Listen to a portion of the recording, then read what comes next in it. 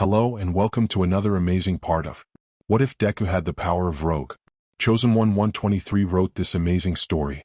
Please support them. Don't forget to like, sub, and leave a comment. Now let's dive in. The staff room was packed, the air heavy with tension. Nizu sat at the head of the table, paws folded neatly, his tea steaming untouched. Around him, Aizawa slouched in his chair, eyes half-lidded but sharp, all might in his weakened form, arms crossed tight. Midnight, Present Mike, Cementos, Vlad King, and Snipe filled the seats, each carrying a different shade of unease. The screen on the wall replayed the split image again. Stain's mask on one side, Izuku Midoriya at the sports festival on the other. Their words echoed back to back, damning in their rhythm. Only the worthy may call themselves heroes. If the world won't change, I'll drag it, kicking and screaming, into something better. The video cut out. Silence followed. Nizu finally spoke. Well, the comparisons are unavoidable.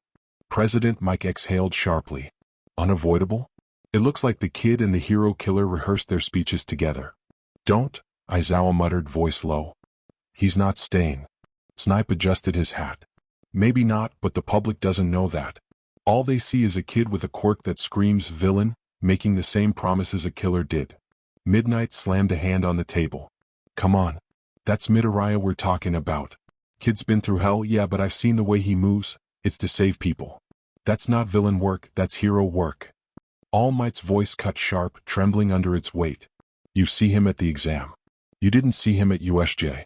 He doesn't just fight to win, he fights to end. When he touched that Nomu, there was no hesitation. No mercy. That wasn't heroism.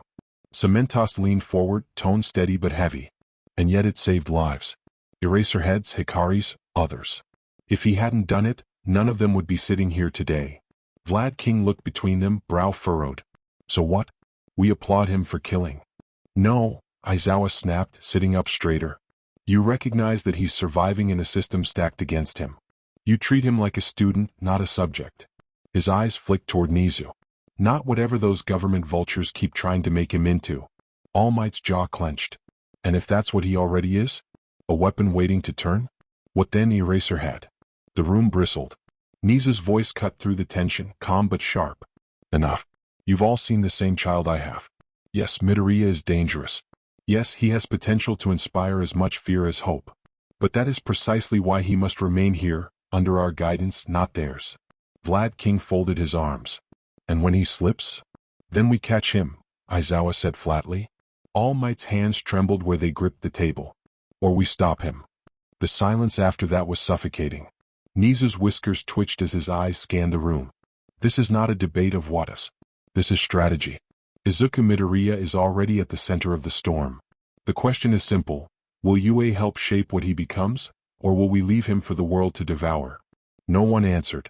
But in the silence, the weight of the decision pressed down on every teacher present. The office was dim, the sun bleeding orange through the tall windows. Nizu sat perched neatly on his chair, paws folded, while Aizawa leaned against the wall, scarf coiled loosely around his shoulders. The other teachers had already left, leaving just the two of them. A heavy silence lingered between them. Finally, Aizawa spoke, his voice rougher than usual. He's changed. That commission testing, it wasn't training. It was control. They put him through things no first year should have seen, much less endured. Nizu's ears twitched, his small eyes steady. Unethical. Yes, but they'll call it necessary. The commission has always been willing to blur lines in the name of safety. Aizawa's jaw tightened. They paraded prisoners in front of him. Quirk transfers, chemical exposure, data collection. They didn't see a student, they saw a weapon.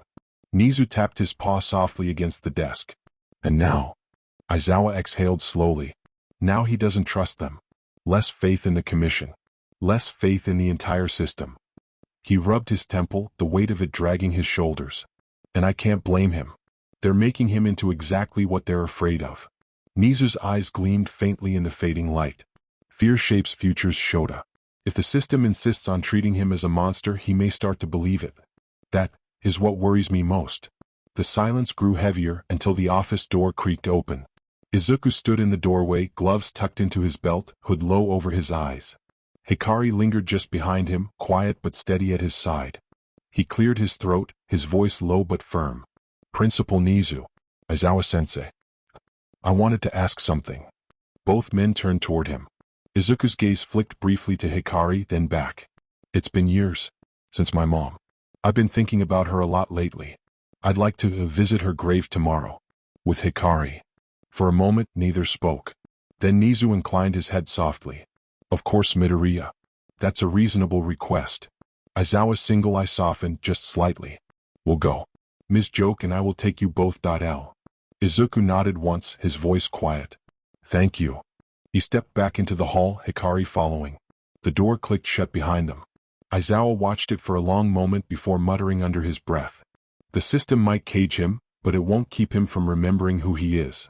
Nizu folded his paws, expression unreadable. Let us hope so, Shota. For all our sakes. The next day. The sky was overcast, the air sharp with the smell of stone and damp grass. Rows of headstones stretched in every direction, but her eyes kept sliding back to the boy walking a step ahead of her. Izuku was usually quiet, but today felt different. Not the thoughtful kind of quiet he carried in training. Not the tense silence when classmates stared at him. This was heavier. His shoulders were hunched, his notebook hugged tight against his chest, gloves creaking faintly as his fingers flexed inside them. Hikari had sparred him a dozen times. Seen him furious. Seen him sharp, calculating, even reckless. But she had never seen him like this. She was glad that he had asked her to come with him to visit his mother's grave. He knew how important it was to him. Her father walked at his side, scarf wrapped loose, expression unreadable. Her mother trailed behind, unusually silent, her usual grin replaced with something small and steady. When they stopped, Izuku just stood there. The headstone was plain, the name etched clean, Midoriya Inko. A few wilted flowers lay at its base. Izuku didn't move for a long time. Hikari thought maybe he wouldn't. Then slowly he crouched down. Hi, Mom, he whispered. His voice cracked on the word. He placed his notebook gently against the stone, fingers trembling. I'm sorry it took me so long. They didn't let me come. The silence that followed was suffocating. Hikari's throat ached. She wanted to step closer to say something, but her father's hand on her shoulder kept her still. This was Izuku's space, not hers. Izuku's voice wavered, soft but certain. Oh, I'm trying. To be good. To be what you believed I could be. Even when everyone else sees me as a monster. I don't know if I'll make it, but I'm doing it for you. For people like us. For everyone they've forgotten. His glove creaked as he clenched his fist, knuckles brushing the grass. Happy birthday, Mom. He stayed kneeling, silent, shoulders shaking once before he forced them still again. Hikari's chest tightened. She'd thought she understood him before, the gloves, the sleeves, the way he carried himself like he was waiting to break. But here, watching him speak to a headstone, she realized something else. Izuku Midoriya wasn't just fighting to be a hero. He was carrying a promise carved out of grief, and it was eating him alive. Hikari's throat tightened. She couldn't just watch. Even with her father's slight protest, she stepped closer, heart pounding, and crouched down beside him. Izuku. His head turned slightly, eyes wide and wet, like he was afraid of what she might see. Slowly, deliberately, she reached for his gloves. He stiffened. Hikari? It's okay. Her voice was steady, firmer than she felt. I've got you. She tugged the glove free. His hand trembled the closer his hands got to Ayer's, skin pale, fingers twitching as if ready to pull away. But she activated her quirk, the suppression aura humming faintly around them, dampening the danger. Her bare fingers laced with his. See? Safe. For the first time in years, Izuku felt another person's hand against his own. No fear. No danger. Not training, just warmth. His breath hitched. Then the dam broke.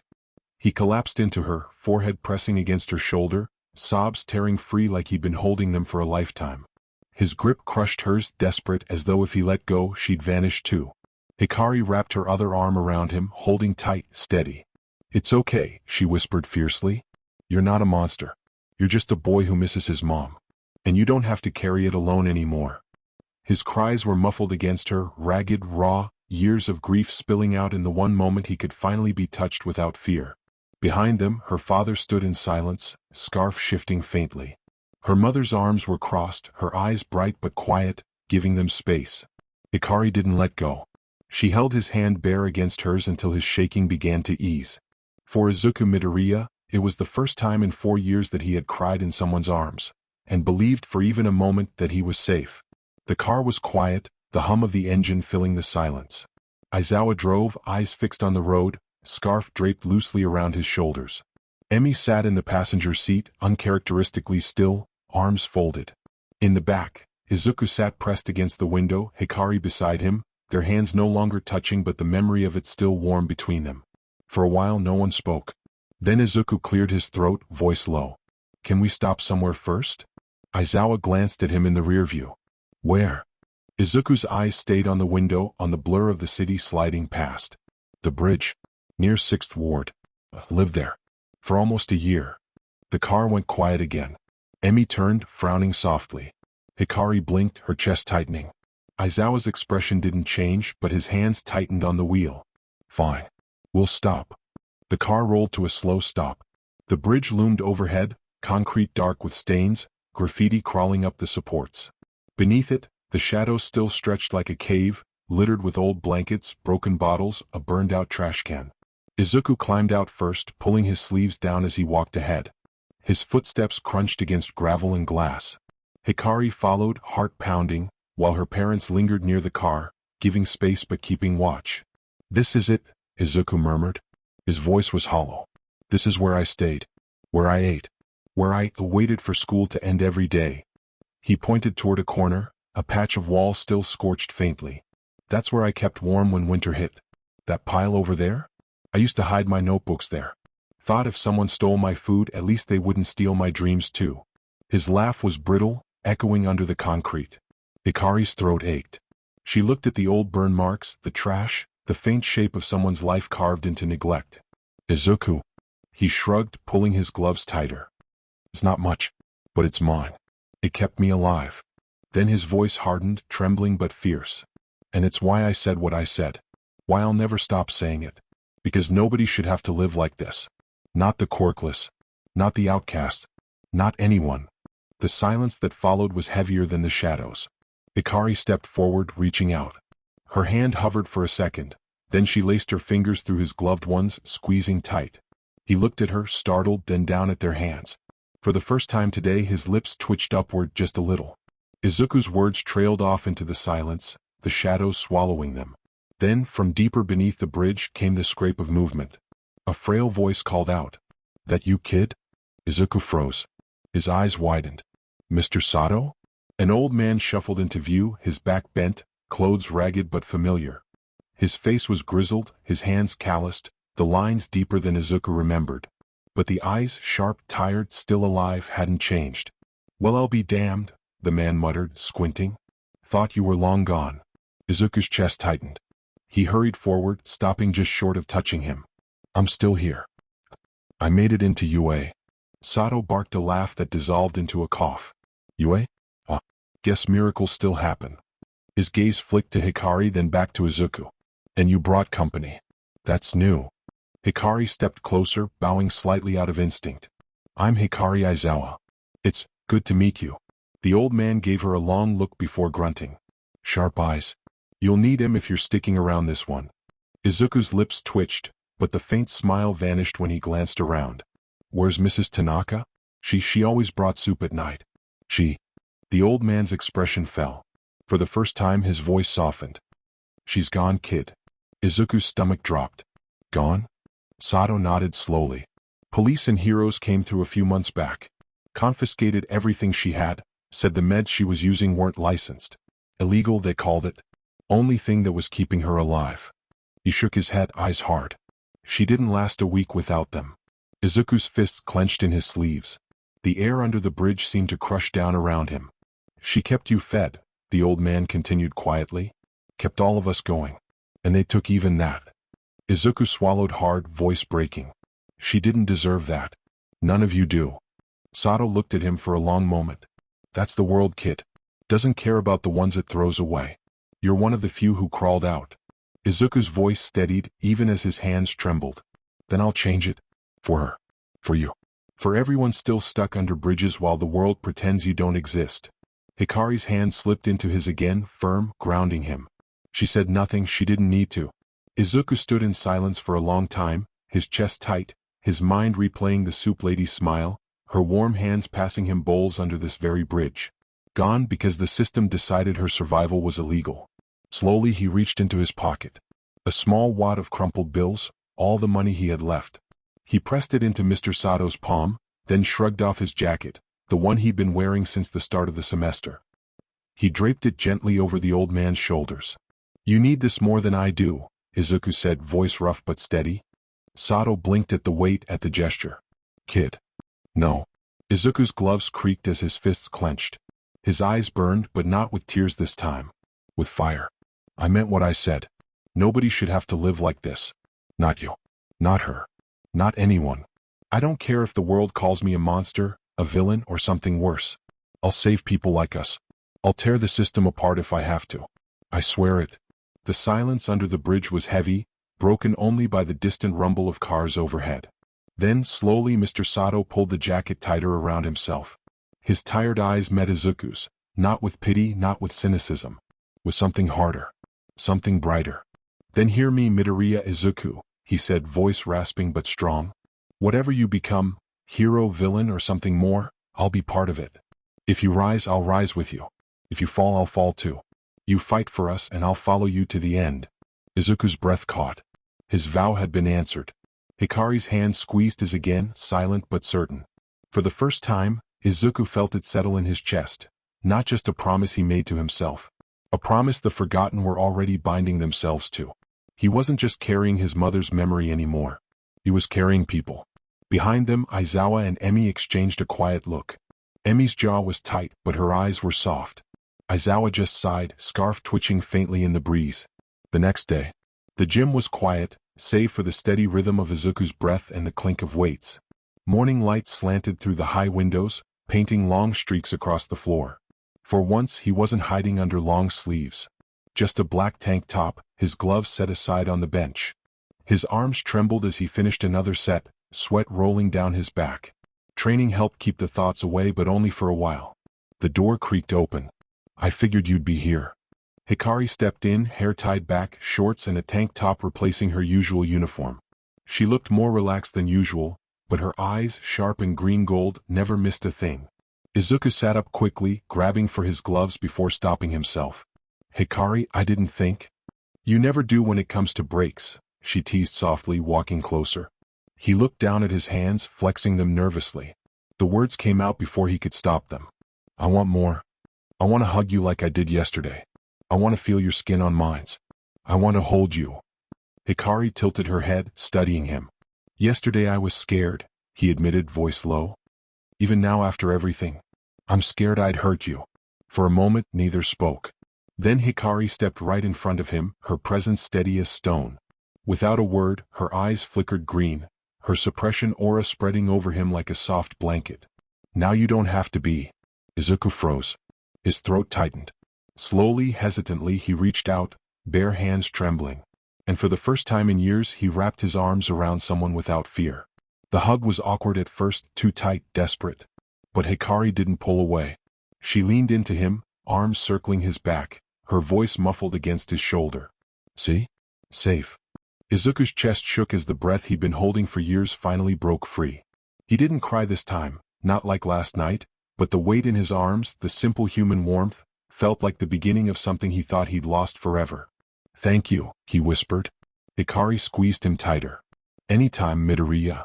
Izuku's arms tightened around her, and for a long moment, they just breathed, two kids clinging to something simple in a world that had given them nothing simple at all. When he finally pulled back, his hands lingered, trembling against her shoulders. His eyes searched hers, wide, unsure, desperate. I want." His voice caught, the words tumbling out broken. "I don't know how to." Hikari silenced him the only way she could. She leaned in, closing the distance before his doubt could swallow him.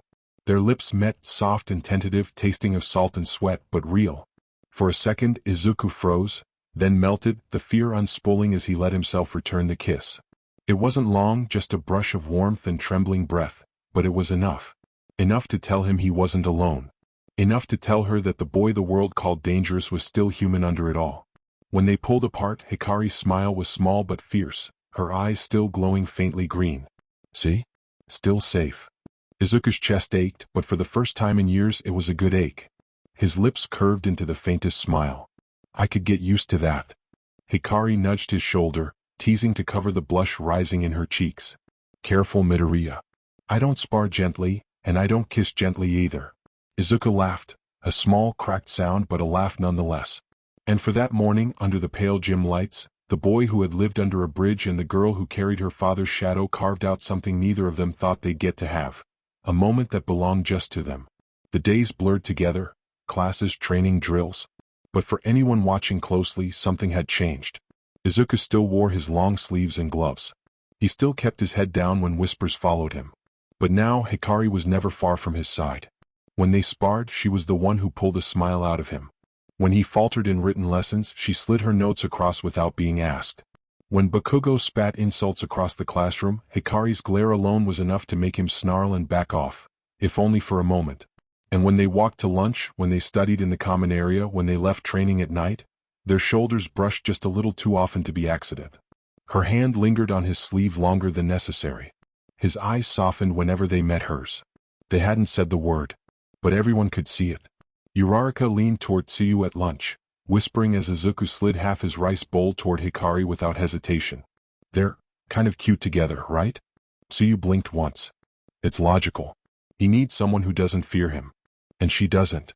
During training, Hikari's suppression aura flared when Izuku stumbled, steadying him before he could hit the mat. Kirishima muttered to Kaminari on the sidelines. Man, I don't know if it's scary or awesome. They look like they'd take on the whole world together. Kaminari chuckled. Scary and awesome. Totally unfair. One evening in the library, their shoulders brushed as they studied. Izuku didn't move away. Neither did Hikari. Todoroki's gaze lingered longer than usual, unreadable, as if measuring their bond against his own fractured home. Shinso, watching them head out of class side by side, smirked faintly. Great. Power couple. Just what we needed. His tone was dry, but the small curve at the edge of his mouth gave him away. Good for them, though. In the support lab, May spotted them waiting for her latest gadget test. She nearly tripped over herself as she clapped her hands. Finally. I knew Suppression Aura Girl and Dangerous Quirk Boy were gonna click. Do you know how many invention schematics I can make off your teamwork now? She was already scribbling blueprints before either of them could protest.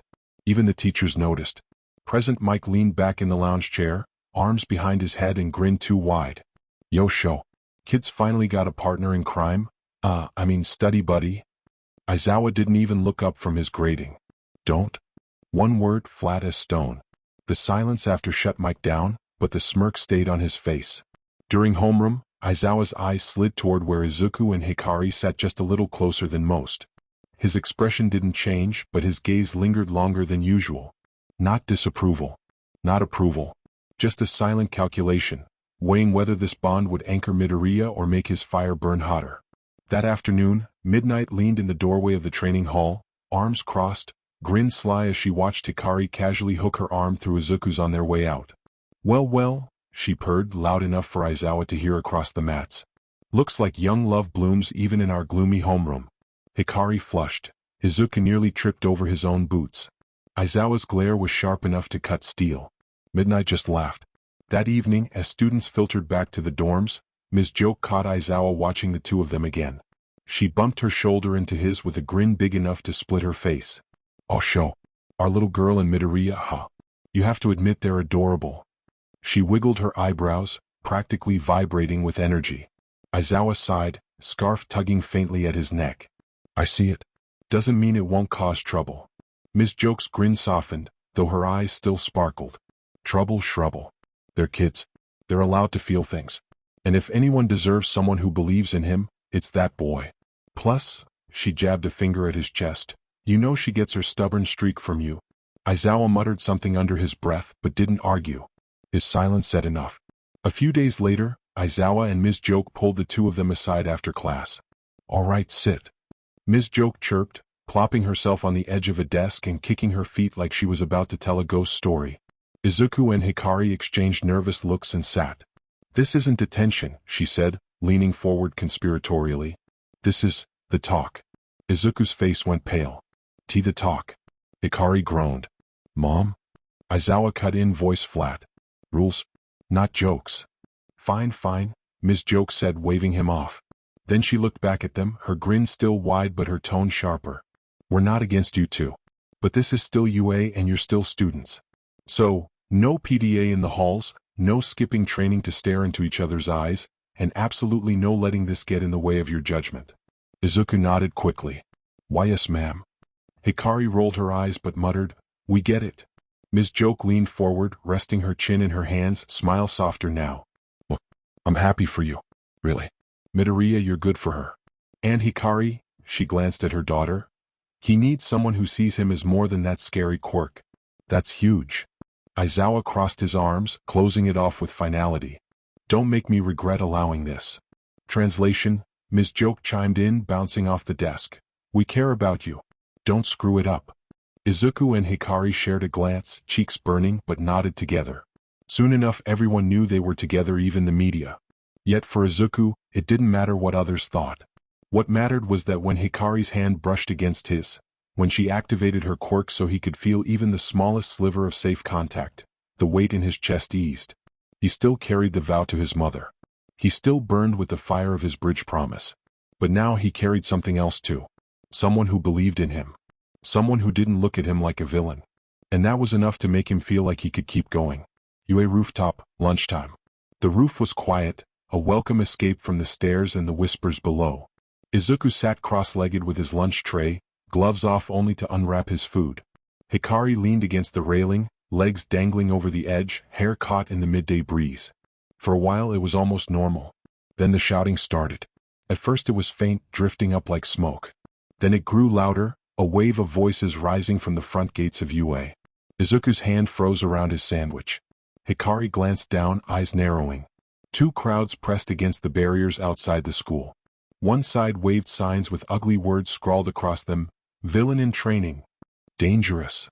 Expel him now. Their chants carried sharp, hateful edges. Lock him up. Lock him up. The other side was smaller but louder, their signs ragged but burning with hope. Midoriya speaks for us. Quirkless deserve heroes too. Save the forgotten. They shouted his name like it was a rallying cry, their voices raw with belief. The two groups clashed, their words colliding in the air, echoing all the way up to the rooftop. Izuku's chest tightened. His sandwich slipped back to the tray untouched. Hikari turned from the edge, watching him carefully. You hear that? Half the world screaming to tear you down. The other half screaming for you to lead them. Izuku pressed a hand over his face, muffling his breath. I didn't ask for this. No, Hikari said softly, sitting beside him. Her shoulder brushed his. But you've got it anyway. The voices rose louder, a chaotic chorus of hate and hope. Izuku lowered his hand, staring at the horizon, green eyes shadowed. If I walk out there, the villains and the heroes both will see me the same way. Dangerous. His fists trembled. But those people, the ones who came for me, I can't ignore them either. Not anymore. Hikari reached out, her fingers brushing his sleeve, steady and grounding. Then don't ignore them. But don't let them consume you either. You're not just their voice, Izuku. You're still you. The wind whipped across the roof, carrying the chants higher. Izuku's jaw tightened. He leaned forward, resting his forehead against his gloves. I swore I'd save them, he whispered. All of them. No matter what they call me. Hikari stayed close, her aura flaring faintly, letting him breathe against her shoulder without fear. The shouting below swelled until it was a roar. Izuku couldn't make out every word, but fragments clawed their way up the walls. Villain kid. Save us, Midoriya. Get him out of UA. Exodus. Exodus. Exodus. Izuku's head snapped up. His breath caught. What did they just? Hikari leaned over the railing, eyes narrowing as the crowd surged. She heard it clearer this time. Half the protesters were chanting it with venom, spitting the word like poison. The other half shouted it like a hymn, their voices desperate but full of belief. Exodus. Exodus. Hikari pulled back, her face tightening. They're calling you Exodus. Izuku's chest hollowed out. The name echoed in his skull, heavy, wrong, inevitable. Exodus, he whispered. His gloves creaked as his fists clenched against his knees. Like I'm leading them out. Like I'm some movement. Hikari's hand found his sleeve, grounding him. They're the ones who chose it. Not you. He turned toward her, eyes burning. But if they keep calling me that, it won't matter what I choose. That's what I'll be to the world. Not Izuku Midoriya. Not Deku. Just. His voice cracked. Exodus. The chants rose louder, shaking the air between hate and hope. Hikari didn't flinch. She met his gaze, calm but fierce. Then you decide what exodus means. Not them. Not the system. You. Izuku's breath came ragged, torn between fear and fire.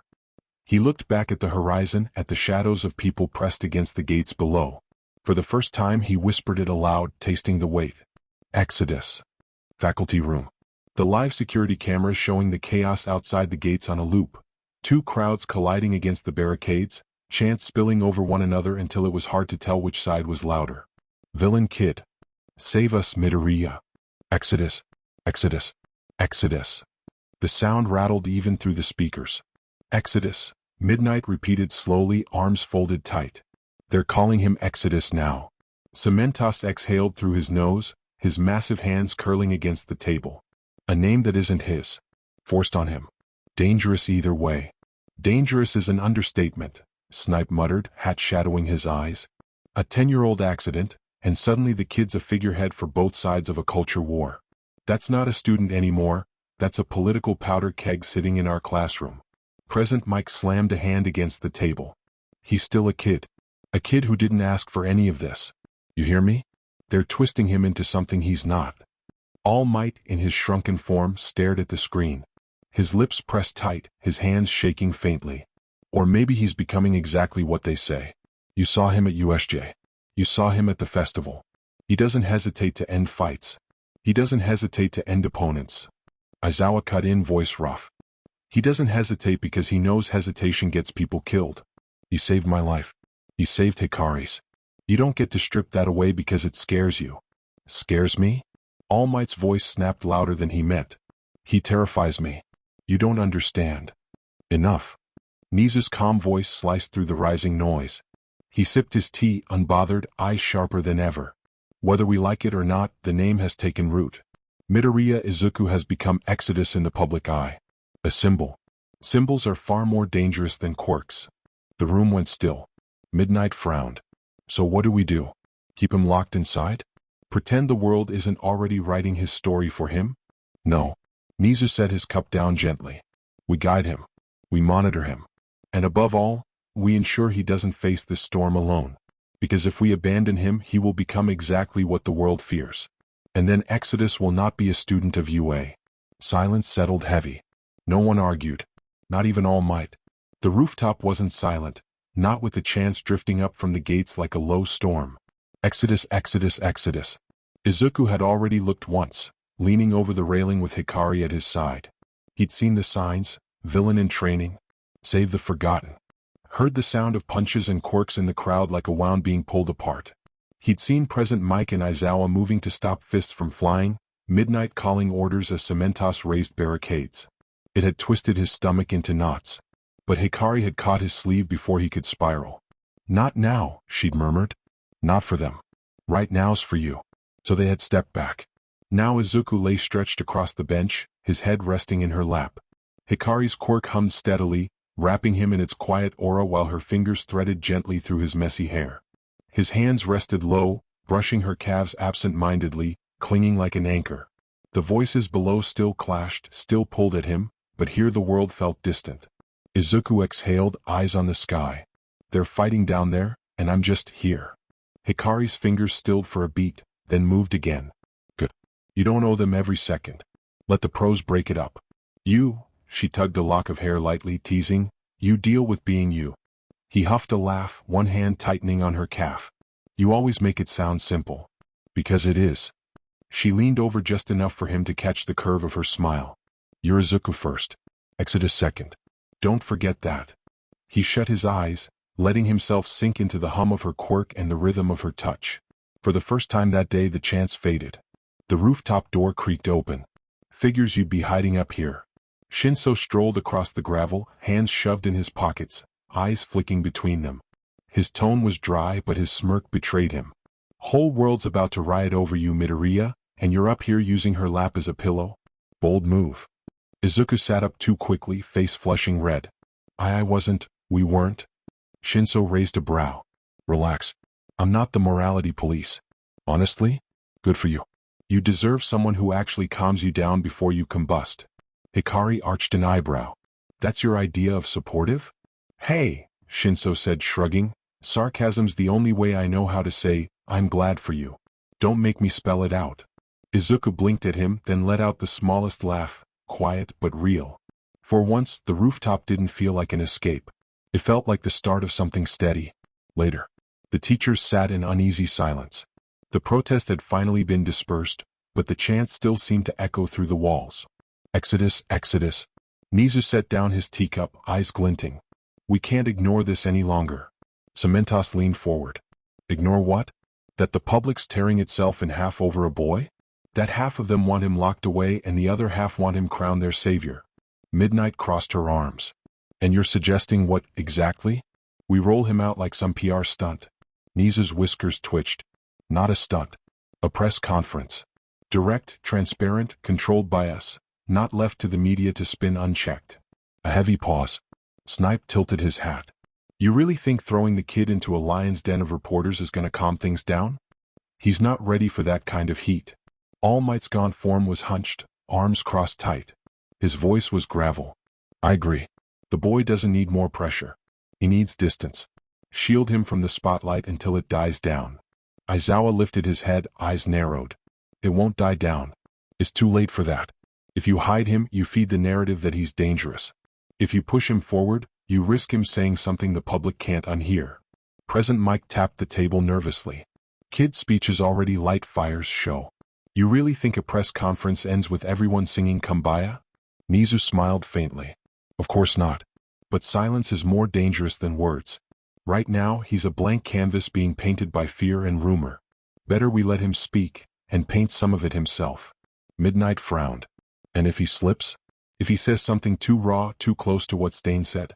Then All Might will be beside him, Nizu replied smoothly. The symbol of peace vouches for him. That visual alone may be more powerful than any answer he gives. All Might's fists clenched on the table. You're asking me to put my name, my legacy, next to his? Nizu met his eyes without flinching. I'm asking you to protect him in the only way that matters now. With your presence. The room was tense, no one fully agreeing, no one fully denying. Finally, Aizawa muttered, if we're doing this, I'll be there too. Kid needs at least one adult in the room who won't be posturing for cameras. Nizu's smile widened just a fraction. Excellent. Then it's settled. Tomorrow UA will hold a press conference. The world will hear from Midoriya Izuku, and from us. Evening. The common room was quiet, the glow of the setting sun bleeding through the tall windows. Izuku and Hikari sat together on the couch, their lunches long forgotten. His gloves were folded neatly beside him. For once, his bare hand rested inside hers. Her aura hummed faintly, letting him feel safe in the simple touch. The door creaked open. Nizu padded in, teacup balanced in one paw, folder tucked under the other. His sharp little eyes landed immediately on the two of them. Ah, Nizu said, voice polite but clipped. Midoriya. Aizawa. Just the two I needed to see. Izuku stiffened. Hikari squeezed his hand gently, grounding him. Nizu hopped onto a nearby chair, tail curling over the armrest.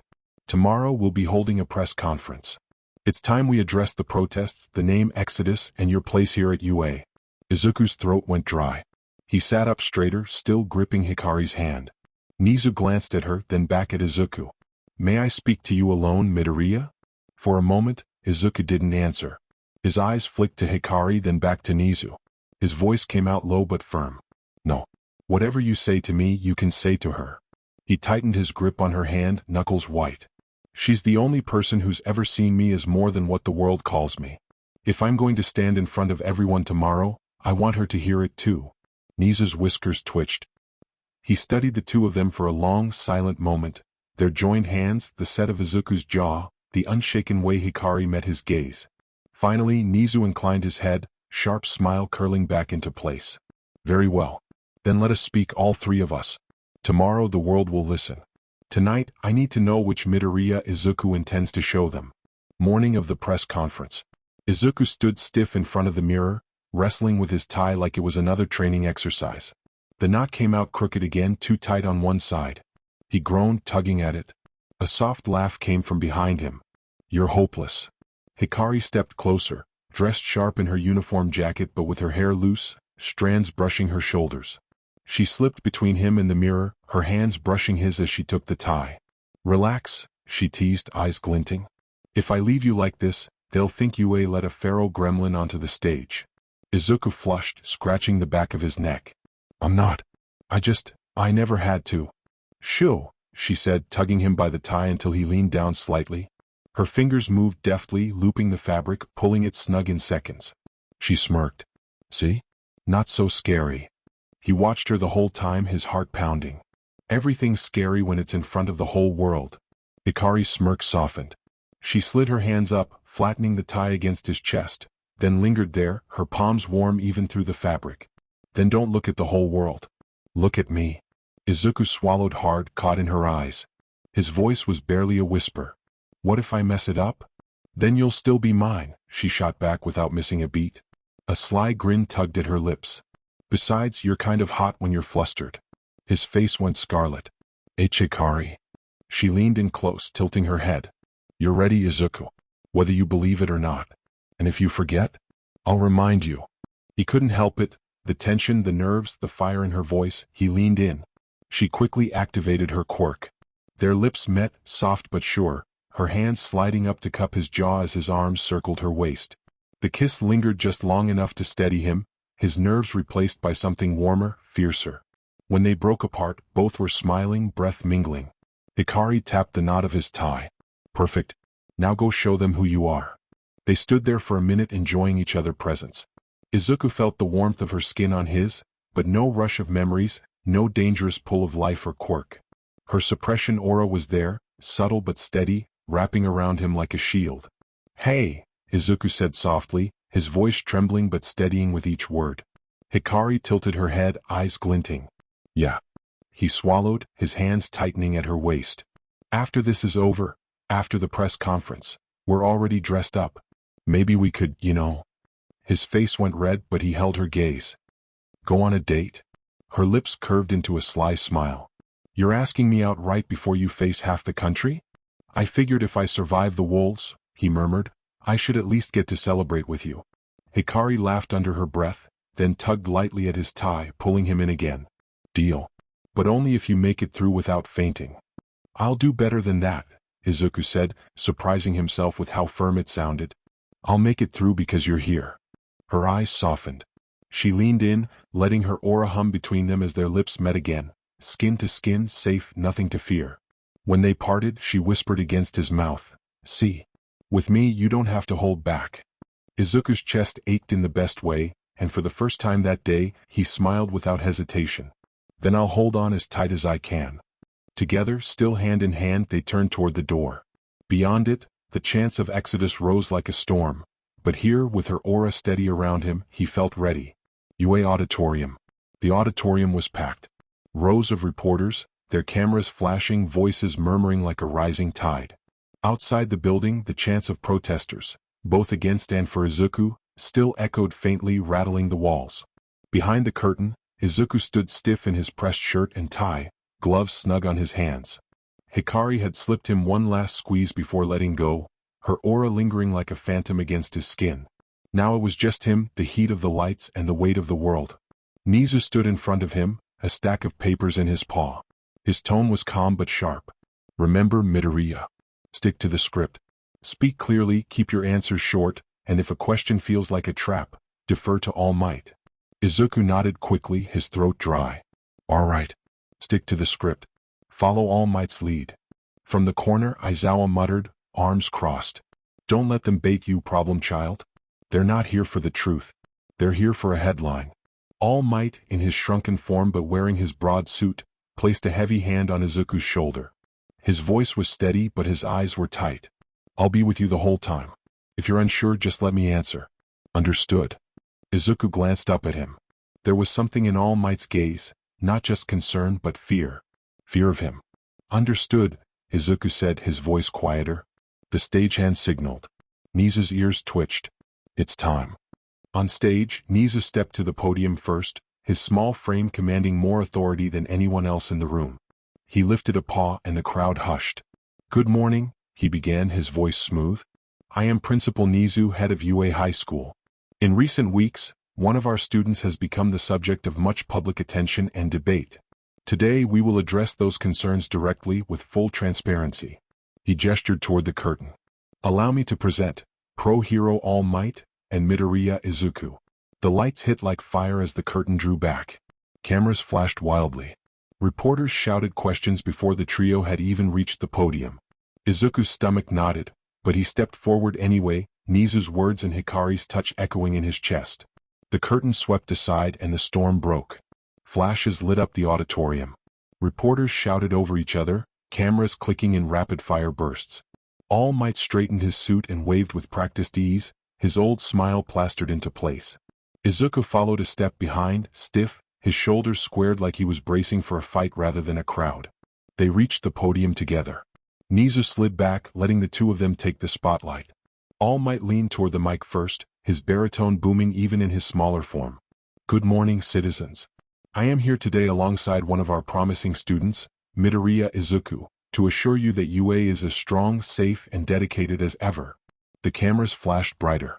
All Might turned to Izuku, his smile wide but his eyes tight. And young Midoriya is proof of that dedication. Isn't that right? The mic swung toward Izuku.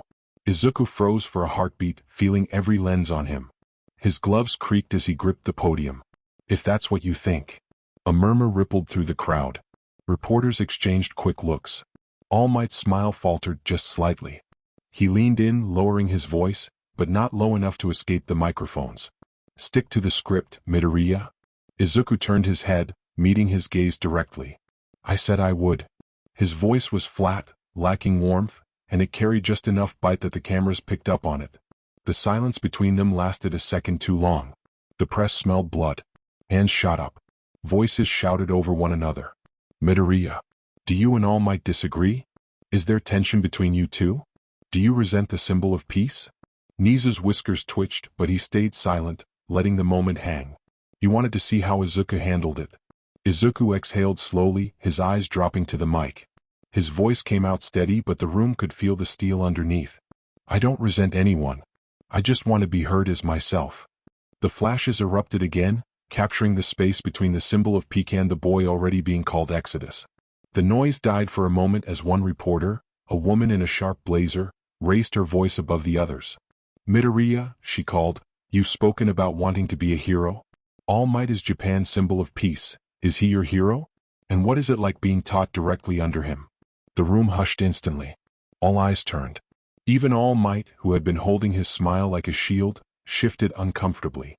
Izuku's fingers tightened against the podium, the gloves creaking under his grip. He could feel Nizu's watchful gaze urging caution. But the words burned too sharp to swallow. He raised his head, green eyes cutting through the flashes. When I was little, All Might was my hero. His voice was steady, almost too calm. He was everything I wanted to be. Strong. Smiling. Saving everyone. All Might's posture straightened slightly, hopeful, until Izuku kept going. But when I finally met him, Izuku's jaw tightened.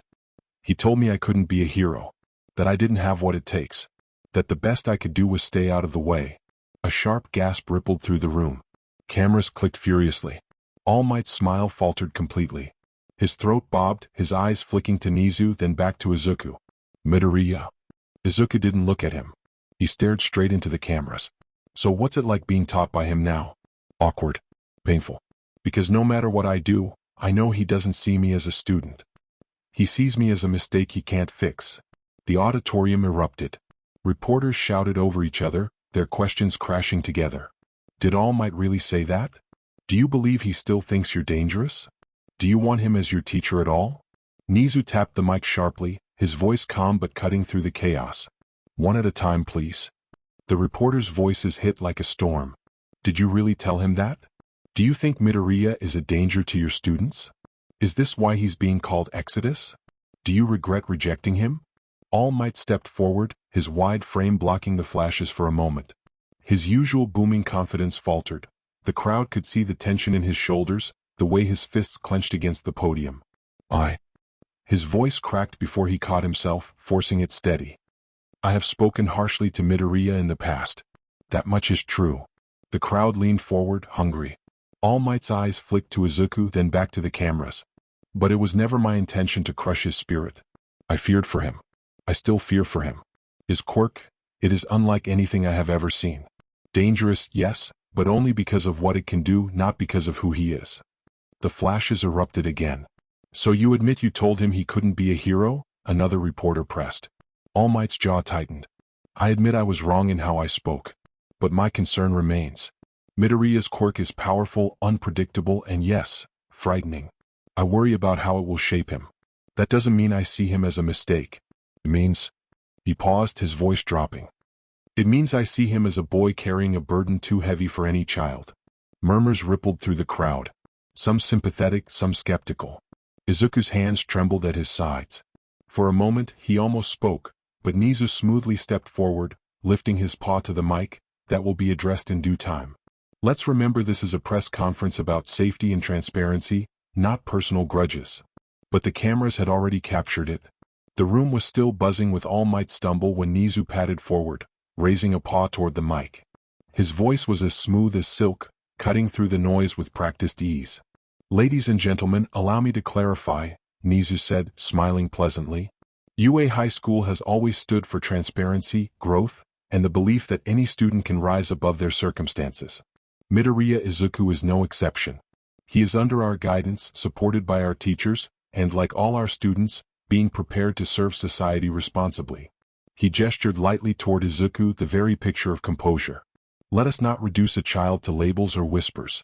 What matters is his development, and UA will ensure he receives the same support and discipline as every one of our students. A ripple of murmurs moved through the press row. Some nodded, some frowned. Then a voice cut above the rest. A reporter's voice cut through the noise. Midoriya. At the sports festival you said, if the world won't change, I'll drag it, kicking and screaming, into something better. Soon after, the hero killer Stain said, only the worthy may call themselves heroes. Their messages sound the same. Do you agree with Stain? The auditorium hushed. The cameras snapped. Izuku's gloves creaked as he gripped the podium. His voice was calm, but there was fire beneath it. Stain wasn't wrong about everything. Heroes did forget. He saw the rot in the system, and so do I. But where he stopped at heroes, I won't. The system itself needs to change, all of it. The room erupted in murmurs. Gasps, furious scribbles. Some reporters looked electrified, others alarmed. Before Izuku could press further, All Might leaned toward the mic, his tone steady but cutting. Let us be perfectly clear. Midoriya speak of change, and change is a good and noble. But Stain chose murder as his method. That path has no place in a better society.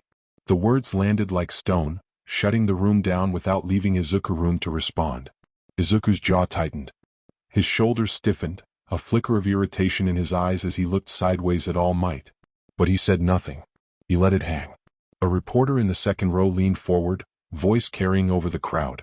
Midoriya, why are you so hung up on them? The quirkless, the outcasts, the people society already left behind? Why not aim to protect everyone equally like other heroes? The room quieted. The flashes slowed. Izuku's hands tightened on the podium until the gloves creaked. He drew in a shaky breath, then lifted his head. His voice was low, steady, but every word carried weight. Because I was one of them. For 6 years I was quirkless. And do you know what that felt like? The auditorium stilled. Reporters froze, pens hovering. It felt like being erased while you were still alive. Teachers ignored me. Kids treated me like garbage. Even heroes, the ones I looked up to, told me I'd never matter. 6 years of that. 6 years of being told I was nothing. His voice cracked, then hardened again. And then, when I finally got a quirk? He lifted one gloved hand, fingers trembling faintly. It wasn't some gift. It wasn't something people celebrated. It was a cursed, dangerous, villain quirk. For almost 5 years now, all anyone's seen when they look at me is it didn't train me. They tested me. They broke me down to see how much of me was left. Gasps rippled through the room. Cameras snapped furiously. Izuku's gaze swept the crowd, sharp and unflinching. So I've lived both sides. 6 years invisible. 5 years feared. And in all that time, the system never once reached out a hand. No one saved me. No one saved the others like me.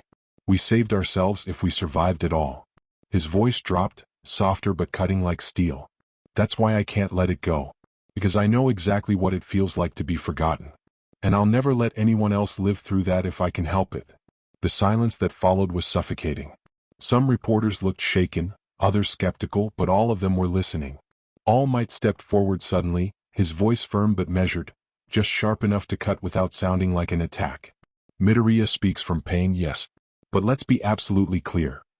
No quirk defines whether someone is a hero or a villain. Choices do. And no one who truly wants to build a better society does so by murder or chaos. That is where the line is drawn. The press murmured approval. Cameras clicked.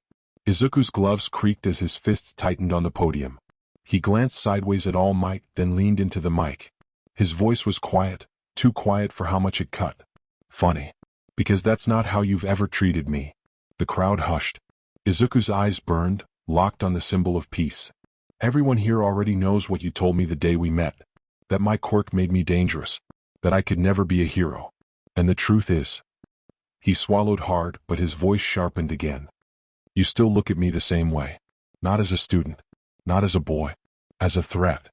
Gasps rippled across the auditorium. Reporters scribbled furiously, flashes exploding. Izuku's voice stayed low, but it carried like steel. So when you stand here and say no quirk defines someone, maybe start by believing it yourself. Because the one person you've never looked at beyond their quirk is me. The silence that followed was suffocating. All Might's jaw clenched. His eyes flickered down, caught between pride, guilt, and fear. He didn't answer. Nizu's whiskers twitched as he smoothly stepped in, tail curling behind him. Gentlemen, let us remember, this is a press conference, not a trial. Midoriya is under Yue's guidance, and that is where his path will be shaped, not by labels, not by past mistakes. The reports started to frantically write and murmur with themselves, until one cut above the chatter. A reporter shot to her feet, voice sharp. So do you still see Midoriya as dangerous, All Might? The room stilled. Every camera zeroed in. All Might opened his mouth. The lights flared. For a split second he wasn't standing at a podium. He was back in the rubble, smoke choking his lungs. A massive shadow loomed where the reporters sat. All for One's mask gleamed out of the haze. His voice echoed in the symbol of peace's skull. You cannot save them all, Tashinori. All Might blinked, and the mask shifted. The shadow shrank. It wasn't All for One anymore. It was Izuku. Same glow in the eyes. Same crushing presence. Same threat. All Might's chest clenched. His throat locked. Sweat prickled at his temples. He gripped the podium hard enough the wood groaned. But no words came. The silence stretched too long. Gasps rippled through the auditorium. Reporters scribbled furiously, the image of the symbol of peace faltering burned into every lens. Nizu's paw lifted smoothly, his voice silk over steel. Next question. A different reporter jumped in instantly, the pivot so sharp it almost felt rehearsed.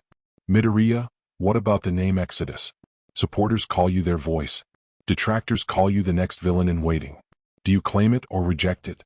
Does Yue endorse Midoriya as Exodus? The press roared back to life, Nizu's redirection covering the crack. But the image of All Might choking on his answer was already burned into every headline. Do you intend to lead a movement? Do you deny being Exodus? What's next in your plan? Nizu's smile didn't waver, though his ears twitched once. Please, one at a time. But the questions only grew sharper, louder, more desperate. The word Exodus echoed off the walls like a chant. Izuku's hands trembled on the podium. He felt Hikari's voice in his memory. Then you decide what Exodus means. Not them. Nizu looked up at him, eyes sharp even behind his calm expression. A silent warning. Stick to the script. Izuku leaned closer to the mic. His lips parted. The press went silent in anticipation. The word echoed from every reporter's mouth. Exodus. Exodus. Exodus. In Izuku's head. Izuku's grip on the podium tightened until the gloves creaked. Nizu's sharp eyes locked on him, a silent reminder. Stick to the script. Izuku drew in a slow breath, then leaned toward the mic. His voice came out steady, almost calm. My name is Midoriya Izuku. The room stilled. I know some of you call me Exodus. I can't stop anyone from saying it. His gaze swept the crowd, shoulders tense but unyielding. But I didn't choose that name. What I did choose was to become a hero. A murmur rippled through the press row, disappointment from some, curiosity from others. Izuku continued, his tone tightening with an edge. I'm not here to divide people. I'm not here to lead some army. I'm here because I know what it's like to be left behind, and I don't want anyone else to feel that way. Flashes went off. The words struck deeper than the script Nizu had handed him. Izuku lowered his voice, but it carried like steel through the silence.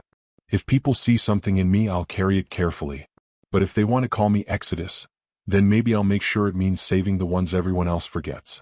The reporters erupted, half of them shouting over one another, the other half scribbling furiously. Nizu's whiskers twitched, disapproval at the slip, but also calculation. All Might looked stricken, caught between fear and a dawning realization.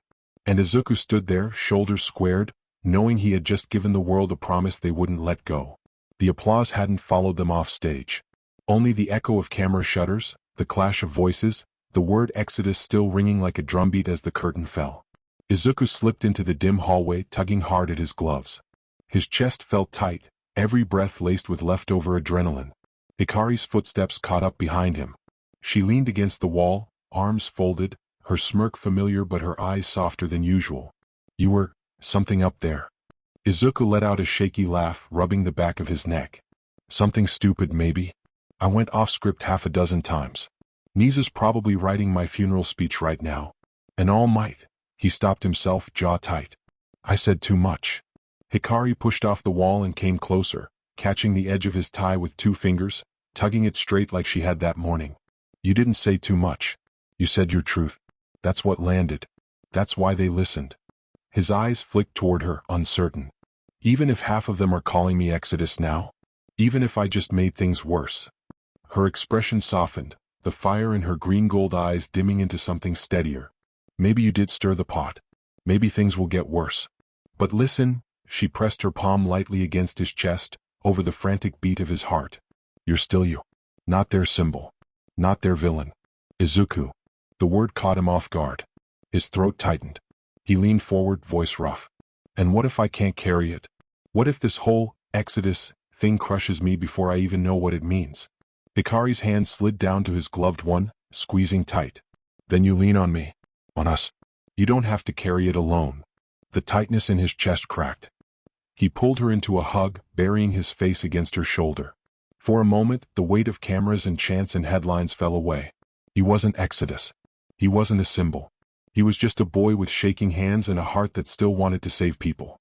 Her quirk hummed faintly as she tilted her head, lips brushing his temple. "You started something out there, Izuku. Maybe something dangerous. Maybe something incredible. But whatever comes of it, you're not alone anymore. Don't forget that." He closed his eyes, clinging tighter. "I'll try." The moment broke when the sound of soft footsteps and a rustle of cloth filled the hall. Nizu appeared first, small frame immaculate as ever, a folder tucked neatly under one paw. His whiskers twitched, sharp eyes flicking from Izuku to Hikari and back. Aizawa followed, scarf loose around his neck, his gaze unreadable but heavy. "Touching," Nizu said smoothly, his tone polite but edged. "But you should understand, what you said today will ripple far beyond this building. You gave the press plenty of fuel. Some will burn in your favor. Some will not." Izuku straightened, reluctant to let go of Hikari's hand. "I know. Do you?" Aizawa cut in, his voice rough but steady. "Because once something's out there, you can't take it back. Every word you spoke is already being dissected on live feeds. You can't undo it. You can only decide how to stand by it." Izuku's jaw tightened. "Then I'll stand by it." Aizawa studied him for a long moment, then gave a small nod, not approval but recognition. "Good. Because you've just stepped into something bigger than yourself, problem child. And you don't get to walk it back." Nizu's sharp smile returned. "Precisely. Exodus has been given a voice, whether you embrace it or not. Best be prepared to live with the consequences, Midoriya." Izuku's grip on Hikari's hand tightened. His voice was quiet but it didn't waver. "My name is still Izuku." For the first time since the curtain fell, Aizawa's eyes softened a fraction. "Then hold on to that. Because the world's going to keep trying to take it from you." The echoes of Exodus still clung to the walls when Nizu and Aizawa finally stepped back, their words lingering like weights. Izuku slumped against the wall once they were gone, tugging at his gloves. "Guess that date we talked about isn't happening now." Hikari blinked, then frowned. "Yeah, our date." Izuku gestured vaguely toward the hallway still buzzing with staff. "Doesn't look like I'll be leaving campus anytime soon." For a moment, silence hung heavy, then Hikari's eyes lit up, a mischievous grin tugging at her lips. "So who says we can't have a date anyway?" Izuku blinked. "Huh." She grabbed his sleeve, tugging him closer, voice lowering like she was sharing some grand scheme. "We'll get takeout. Something nice. You set up the dorm like it's a 5-star restaurant. Lights, music, the whole deal." His eyes widened. "I can't." "Yes, you can." She shot him a look that brooked no argument, then spun on her heel. I'll even beg my dad to let me out with you for 10 minutes. You won't like it, but if it means feeding his kid and keeping you from brooding all night, he'll cave. Hikari? She was already halfway to the hall where her father had disappeared. Start thinking candles and tablecloths, Midoriya. If we can't go out, we'll bring the world in. Izuku stood there stunned, then slowly felt the corners of his mouth tug upward. His chest still ached, the weight of the word Exodus still burning into him, but for the first time since stepping off stage he felt lighter. A date with takeout and a dorm-turned-restaurant. It was ridiculous, embarrassing, impossible, and it was perfect. He pushed off the wall, muttering under his breath as he tugged his gloves back on. All right, let's see if I can make a restaurant out of a dorm common room. The dorm's common room looked different. Chairs had been pulled and stacked in the corner. A spare sheet, the closest thing Izuku could find to a tablecloth, draped awkwardly over one of the cafeteria tables. A couple of candles flickered in mismatched holders, one was clearly a training beaker, and his laptop sat open on the counter playing a quiet loop of classical music. Izuku stood in the middle of it all, fussing with the placement of chopsticks for the third time. His gloves sat discarded nearby. He muttered under his breath. Too much? No, not enough. Maybe I should have. The front door creaked open. Hikari stepped inside, a takeout bag in each hand, triumph written across her face. Victory. Dad caved. He grumbled the whole way, but Mom backed me up. We even managed to snag curry and noodles from that place you like. Izuku blinked, then rubbed the back of his neck. I tried to make it look nice. Hikari glanced around. The sheet, the candles, the beaker centerpiece, the music barely audible. Her smirk softened into a genuine smile. Midoriya, this is ridiculous. He froze. Oh, sorry, I just thought. Her grin widened as she set the bags down and leaned closer, her voice low. Ridiculous in a good way. It's perfect. Relief flooded his chest. He let out a nervous laugh, scratching his cheek. I wasn't sure if it looked more like a date or like I was about to perform surgery. Both, she teased, unpacking the food. Lucky for you, I don't mind. They sat across from each other, steam curling from the takeout containers. For a moment, it almost felt like they weren't inside a school under lockdown, like there weren't chants of Exodus still echoing across the city. Izuku looked grateful at her, saying, I don't deserve this. You don't get to decide what you deserve. You get to eat curry with me and deal with it, said Hikari with a quick but loving tone. Izuku just chucked and smirked as he picked up his chopsticks, then hesitated. Do you think I messed things up today? Hikari looked at him over her noodles. You definitely stirred the pot. Nisa's probably already drawing flowcharts about how to spin it. She smirked, then added softly, but you didn't mess up. You were yourself. And that's what scared them most. His chest tightened. And what if myself isn't enough? She reached across the table, her fingers brushing his. Then I'll keep reminding you it is. Even if it means sneaking takeout into a fake fancy restaurant. His breath caught, but he let himself smile, really smile. Thanks, for not seeing Exodus when you look at me. I see Izuku, she said firmly. The boy who still overthinks chopsticks. He laughed, cracked but real. They ate in quiet after that, shoulders brushing a little too often, her aura humming faintly so he didn't flinch when her hand lingered on his. For the first time that day, the cameras and chants and headlines felt far away. It wasn't Exodus sitting at that table. It was Izuku Midoriya, nervous, hopeful, and finally, not alone. Faculty conference room, the day after. The TV on the wall was muted, but the closed captions screamed enough. Exodus, hero or villain? All Might silent as student confronts him. Yue losing control of Midoriya? Every few minutes, the network cycled in footage of Izuku's words, his jaw set, eyes burning. Then the clip of All Might freezing at the podium, pupils blown wide. Over and over and over. The teachers sat around the long table, some with arms crossed, others rubbing tired eyes.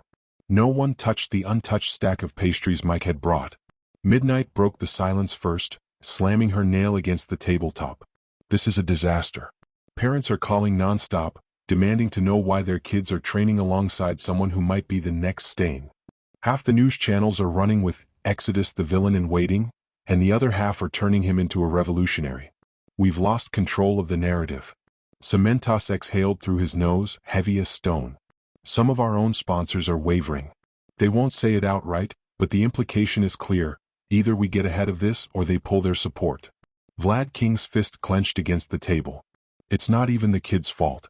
He spoke his truth and the press twisted it. That's what they do. What galls me is, he shot a look down the table. The moment that gave them the knife. All Might sat rigid, smaller form swallowed by his suit. He hadn't slept. It showed in the shadowed eyes, the trembling hand clutching a mug of cold coffee. Present Mike shifted uncomfortably, voice cracking as he tried to lighten the air. Come on, we've all fumbled in front of a crowd before. Not like that, Midnight snapped. Her usual playfulness was gone, replaced with hard steel. You froze in front of the entire country. They smelled it. They ran with it. And now every talking head is asking if Japan's symbol of peace is afraid of his own student. The words landed heavy. All Might's shoulders hunched further. Aizawa finally spoke, voice dry and sharp. She's right. The media saw what I've been watching for months. The way you look at Midoriya. Not as a kid. As a bomb waiting to go off. All Might opened his mouth, closed it again. His throat bobbed. I see both. A boy and a threat. And that's my failure. Failure? Aizawa's eyes narrowed. It's negligence. You've made it impossible for him to trust you. And after yesterday, half the country thinks you confirmed their worst fears. Every gaze shifted to him. His hair shadowed his eyes, but his voice was steel. This all started the first time you told Midoriya he couldn't be a hero. All Might blinked. No. Aizawa's tone sharpened. Don't explain. Don't justify. You told a quirkless boy, already discarded by everyone else who was already told that he was worthless. And when he finally got a quirk, and he asked you if he could be a hero, you looked at him and saw a weapon. Or worse, a villain. The room was dead silent. Even Nisa's tail stilled. Aizawa leaned forward, eyes narrowing. Do you know what that does to a kid? You were his idol. His reason to breathe. And the first words you gave him were a death sentence to his dream. He's been carrying that scar every day since. All Might's throat worked. I wanted to protect him. By crushing him? Aizawa snapped. His scarf twitched like a snake against the floor. Don't dress cowardice up as protection. You saw danger, not potential. And yesterday the whole damn country saw it too. All Might's mouth opened, but no words came out. His fingers dug into the mug until it cracked. Midnight folded her arms. He's right. That hesitation wasn't new. It was the same judgment all over again on live TV. Cementos exhaled, stone deep. And now the world thinks our symbol of peace sees a monster in his student. Aizawa's voice dropped lower, but the bite remained. You want to fix this? Stop looking at him like all for one shadow. Start seeing him as what he still is. A kid. My student. Our responsibility. The silence stretched, heavy as stone. Nisa's voice cut in smoothly, though his whiskers twitched. Enough. Blame is simple, solutions are not. He laced his paws together, gaze sweeping the table. Midoriya is not the only one under scrutiny. UA itself is being dissected. Our ability to protect him, guide him, and contain the fallout is the real question. Snipe adjusted his hat, his tone low. Containment only goes so far. The word, Exodus, is already out there. Chanted at protests. Scrawled on walls. It's out of our hands. Midnight leaned back with a bitter laugh. And every teenager in the country with a grudge is going to latch onto it. Cementos folded his arms. So what's the plan? Nisa's eyes gleamed, sharp even in the dim light. We give them stability. We show the public UA is unshaken. That means increased patrols, tighter communication, and carefully curated appearances for both Midoriya and All Might. Appearances? Vlad scoffed. He needs protection, not another spotlight. And if we hide him, Nizu countered smoothly, the press will say we've admitted he's dangerous. The narrative is a beast, my friends. Starve it and it bites harder. The room fell quiet.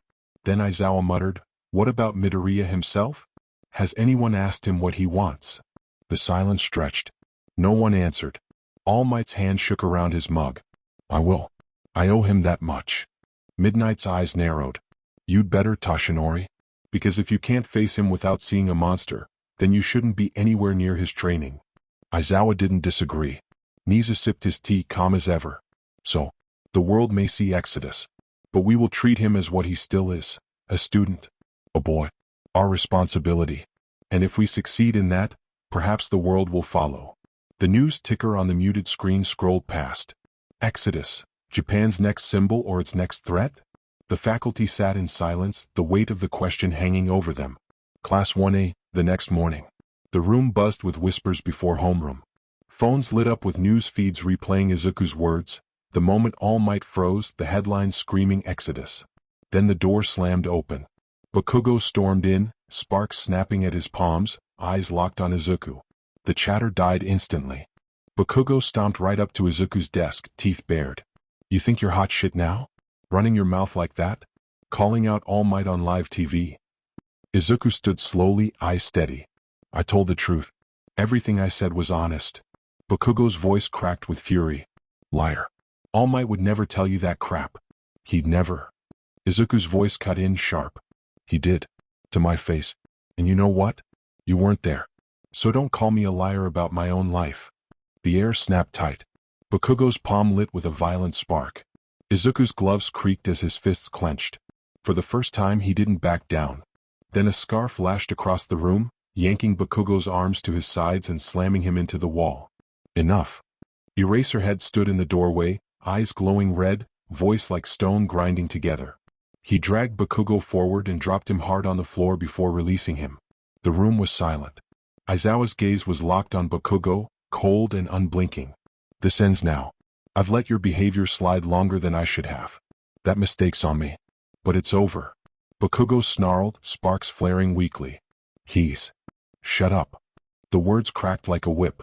Bakugo froze. Aizawa stepped closer, scarf dragging across the floor like a warning. "You've been tearing into Midoriya since you were kids. Don't bother denying it. I've read the reports. I've heard the teachers who turned a blind eye. And I've seen the way you look at him even now." Bakugo's breath hitched. The class held their breath. "You want the truth?" Aizawa's voice dropped lower, sharper. "You're not the best. You've never been the best.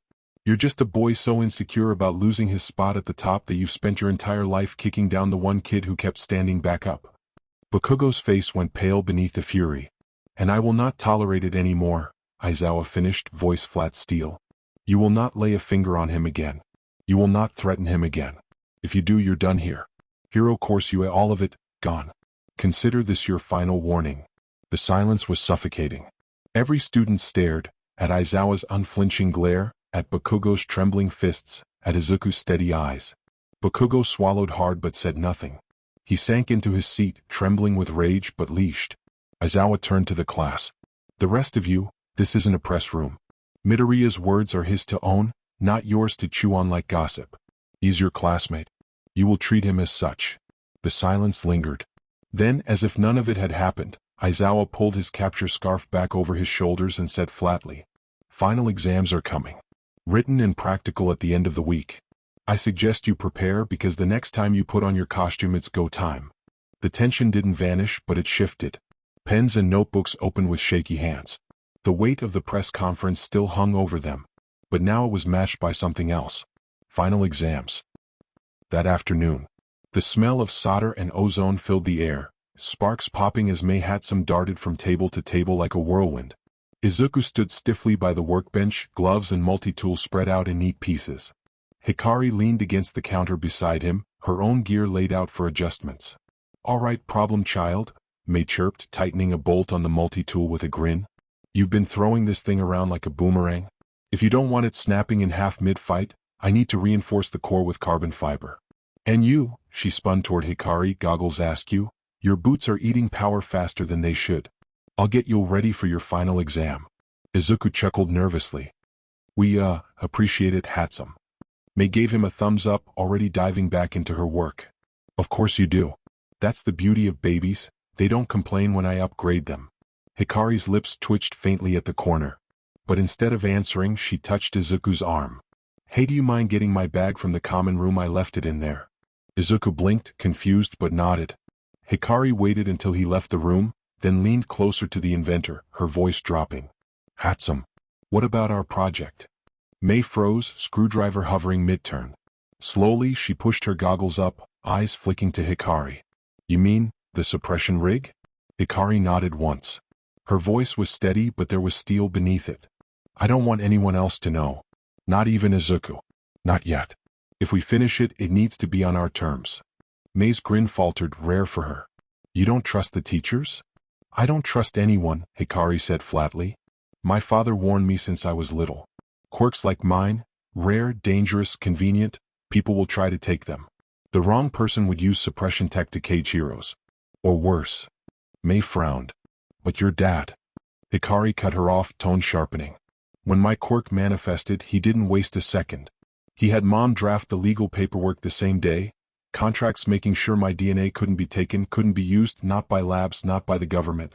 He made sure my body couldn't be weaponized without my consent. Her gaze darkened. That's how my parents met. He asked her for help because he didn't trust anyone else. And he was right not to. May leaned back, goggles tilting down. Then you already know why this is hard. I can isolate your quirk. You always technically have it on, right? Like, faintly across your skin. I've got sensors that can detect that suppression field. That part's not the problem. She tapped a small prototype coil on the table, its faint glow flickering in and out. The problem is getting it to direct onto his skin. Midoriya absorbs everything. It's like trying to redirect a river into a sponge. No matter how much I channel, it bleeds out the second it touches him. I can make it spark for a second or two, but constant flow? I can't stabilize it. Hikari's expression didn't change, though her jaw tightened. So you're saying it can't be done? May smirked, but it was strained, uncharacteristically unsure. I'm saying this may be beyond me. Doesn't mean I'll stop trying. I don't quit on my babies. But this isn't like reinforcing a staff or building a hoverboot. It's rewriting how quirks interact. That's frontier tech. Maybe even impossible. Hikari folded her arms, voice cool. Impossible isn't good enough. He deserves to touch someone without fear. May's grin flickered back, shaky but determined. Then I'll keep trying. Just, don't be shocked if I fail a few dozen times first. Hikari gave a sharp nod, glancing back toward Izuku's broad shoulders as he bent over his multi-tool. Her voice dropped to a whisper. Good. Because I'm not letting anyone turn him into their weapon. Not the government. Not anyone. If this works, it's for him, and him alone. The coil on the workbench sparked faintly, light guttering before it could stabilize. May muttered under her breath, then we better get back to work. The door creaked. Both girls turned as Izuku stepped back into the workshop, carrying Hikari backpack. His eyes darted from Hikari's folded arms to the faintly glowing coil between them. What are you two working on? He asked slowly, his tone careful but edged with suspicion. May's mouth opened, but Hikari beat her to it, her smile sharp and practiced. Your fashion sense, she said lightly, brushing past him to pluck at his sleeve. Honestly, green and black all the time? You're going to make people think you only own one outfit. Izuku frowned, glancing between them. That's not what it looked like. Hikari slipped her arm through his, tugging him away from the bench with practiced ease. Relax, detective. May and I were talking about boots. Girl talk. You don't want the details. It involves power conduits, sweaty feet, and about 10 different ways to ruin socks. May gave a lopsided grin, pushing her goggles back down. Yeah, Midoriya, nothing to see here. Just boring old support baby tweaks. Totally not classified top-secret projects. Izuku narrowed his eyes, not quite convinced. He opened his mouth, but Hikari rose on her toes, activated her quirk and pecked his cheek, cutting him off. Don't worry so much, she teased, eyes glinting. If we were plotting world domination, you'd be the first to know. His cheeks flushed scarlet, and whatever question he had died on his tongue. He muttered something incoherent, earning a laugh from May. Hikari leaned closer, her tone playful but firm. See? No secrets. Just socks.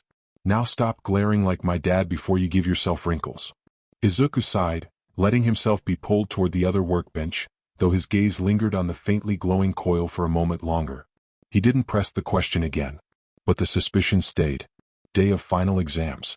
The air was heavy with tension as Class 1A stood at the edge of the massive replica city. The concrete stretched out in every direction. Streets, alleys, towers, all designed for one purpose, to test them.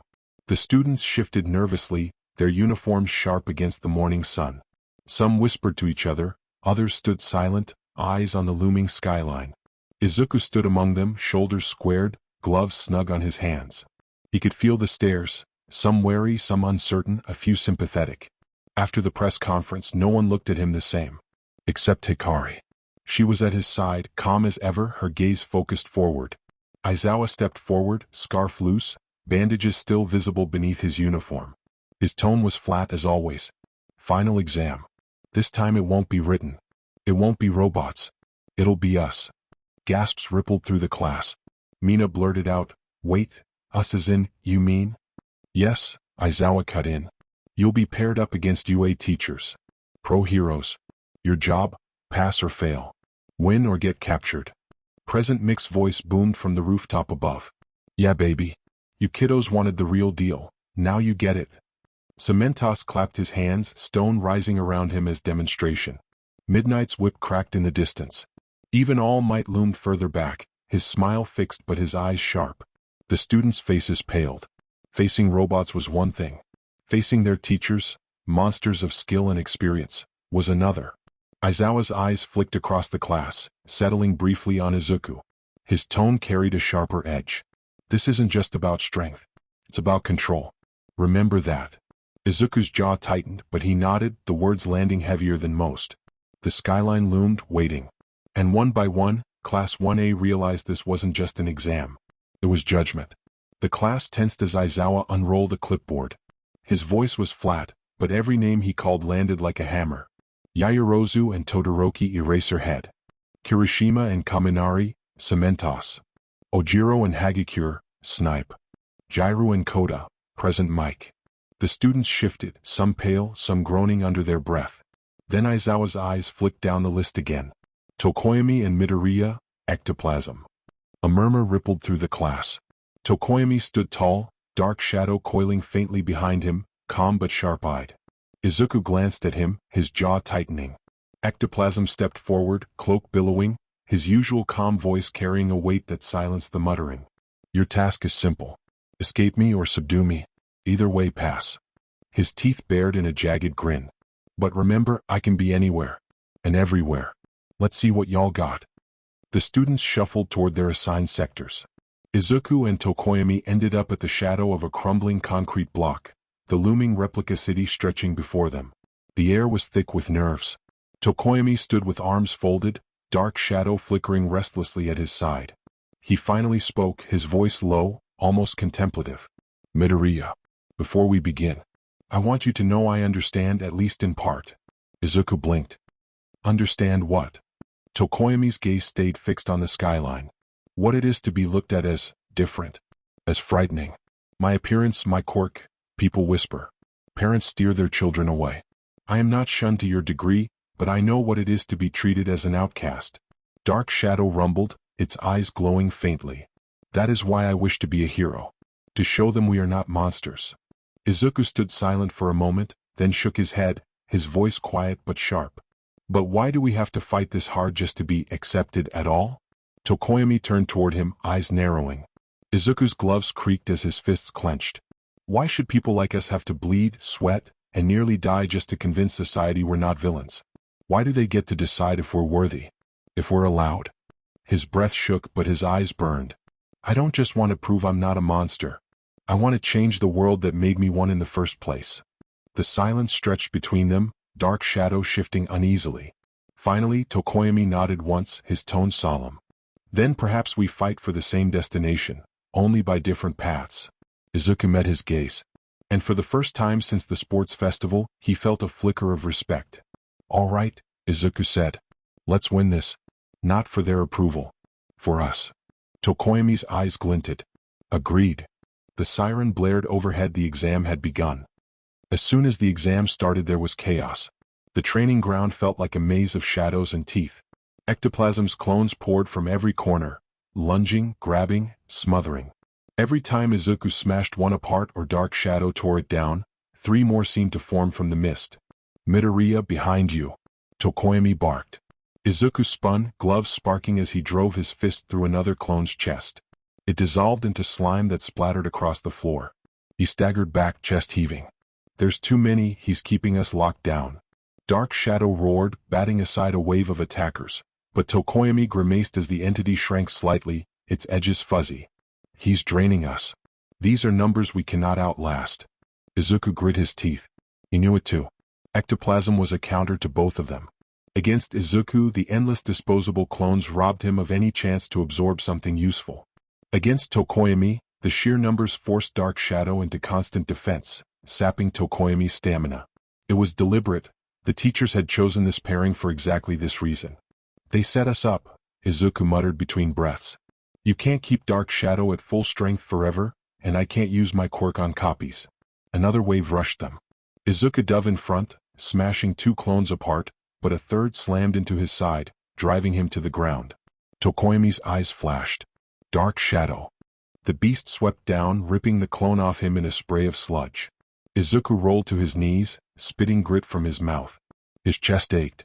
Thanks. Tokoyami's expression was grim but resolute. We can't win like this. Not like this. Izuku shook his head, frustrated. Then what? He's too well hidden. Tokoyami cut him off, voice low but steady. Take Dark Shadow. Izuku froze. What? Tokoyami's gaze burned, unwavering. Copy my quirk. Use it yourself. It's the only way we overwhelm them fast enough to reach the original. Izuku's throat tightened. He looked at the swirling mass of Dark Shadow, then back at Tokoyami. That's Tokoyami. If I mess this up, if I lose control? I trust you. Tokoyami's words were sharp, absolute. He stepped closer, shadows curling around his shoulders like a mantle. They paired us against ectoplasm for this reason. You and I both know it. Either we adapt, or we fail.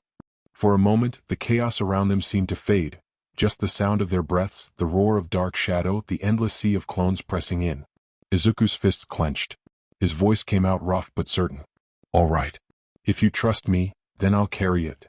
Tokoyami nodded once, firm. Do it. Before the tide swallows us whole.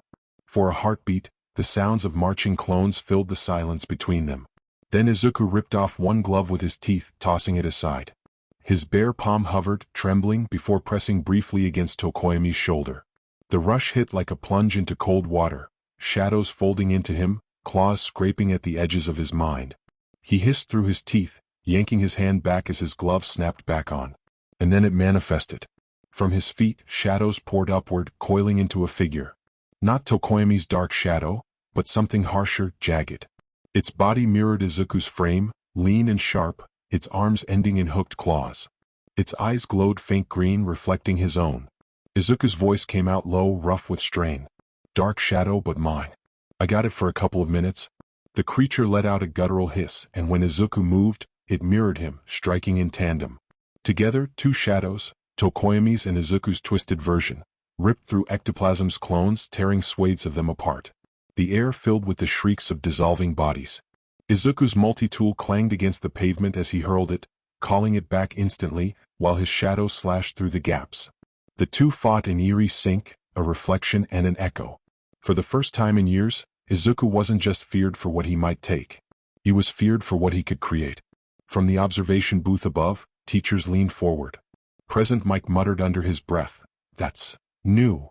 Aizawa's eyes narrowed, his scarf twitching around his shoulders. Izuku's shadow double-raked through another wave of clones, claws cutting them down in jagged arcs. For a moment, it looked unstoppable. Then its form wavered. The claws lost definition, flickering at the edges like smoke in the wind. Izuku gritted his teeth, chest heaving. It's fading already. Another lunge. This time the shadow's arm passed halfway through a clone before dissolving entirely. Izuku stumbled, his glove tightening back over his palm. The claws shrank down to nothing, leaving only the glow of his eyes in the dark. Midoriya, Tokoyami said sharply, Dark Shadow pressing close again. I know, Izuku panted, pulling his multi-tool back into his grip. His mind raced. We're not going to beat him head-on. Not with endless clones. And if I absorb you anymore, you're going to be out of commission. Tokoyami's jaw tightened, but he nodded. Then what do you suggest? Izuku spun the tool in his hand, eyes darting across the streets, the barricades, the clone patterns. His mind snapped into analysis mode.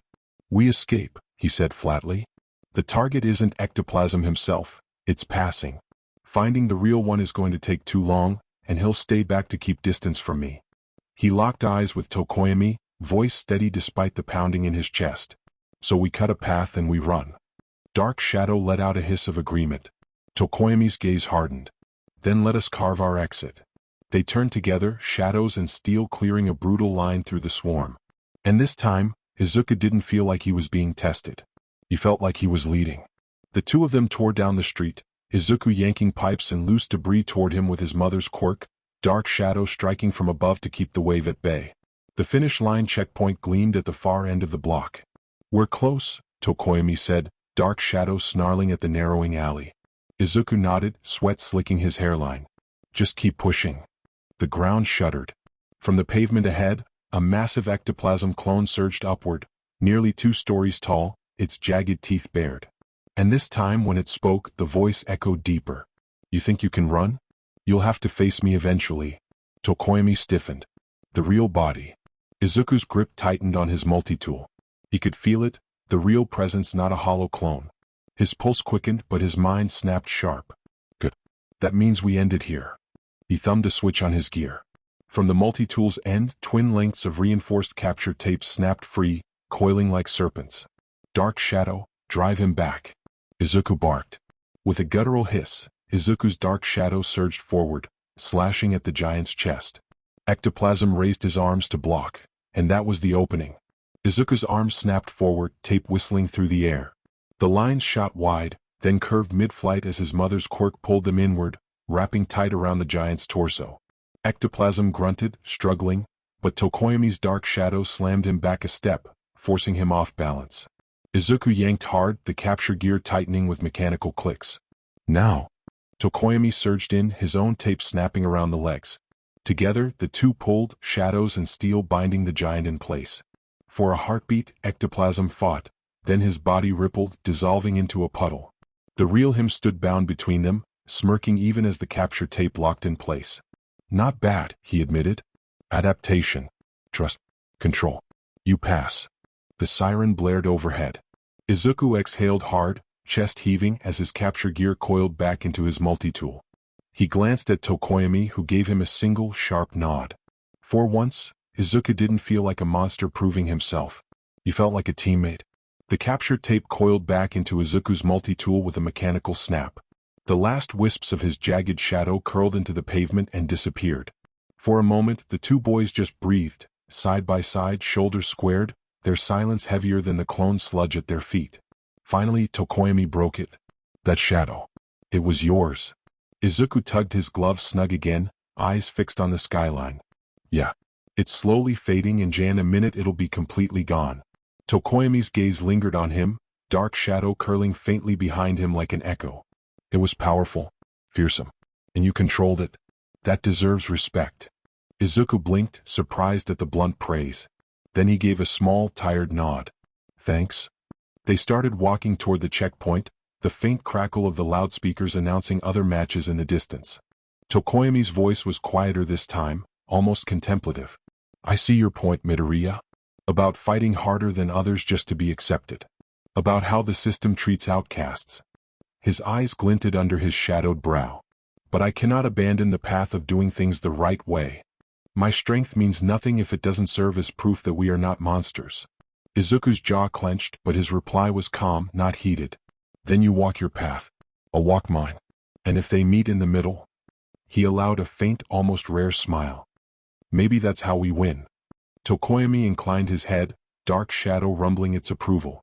Agreed. For the first time, Izuku felt not just tolerated, but respected by someone who disagrees with him.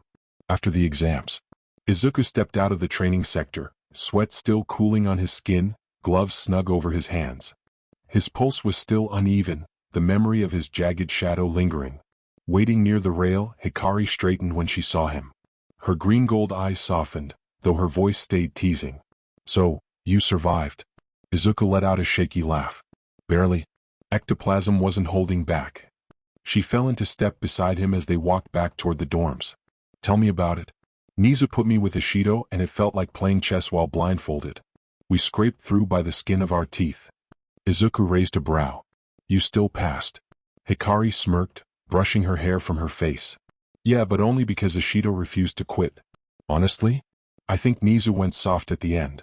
Their quiet laughter lingered, and when their hands brushed, she laced her fingers through his. No quirk, no fear, just warmth. Izuku let himself breathe easier. Inside the common room, a package waited on the table, stamped with UA's seal. Izuku frowned. What's this? Guess you'll have to open it, Hikari said, leaning against the table. He broke the seal and unfolded the contents. A sleek letter gleamed in gold ink. Congratulations, Midoriya Izuku, winner of the UA Sports Festival. You are hereby invited to attend the I-Island Expo.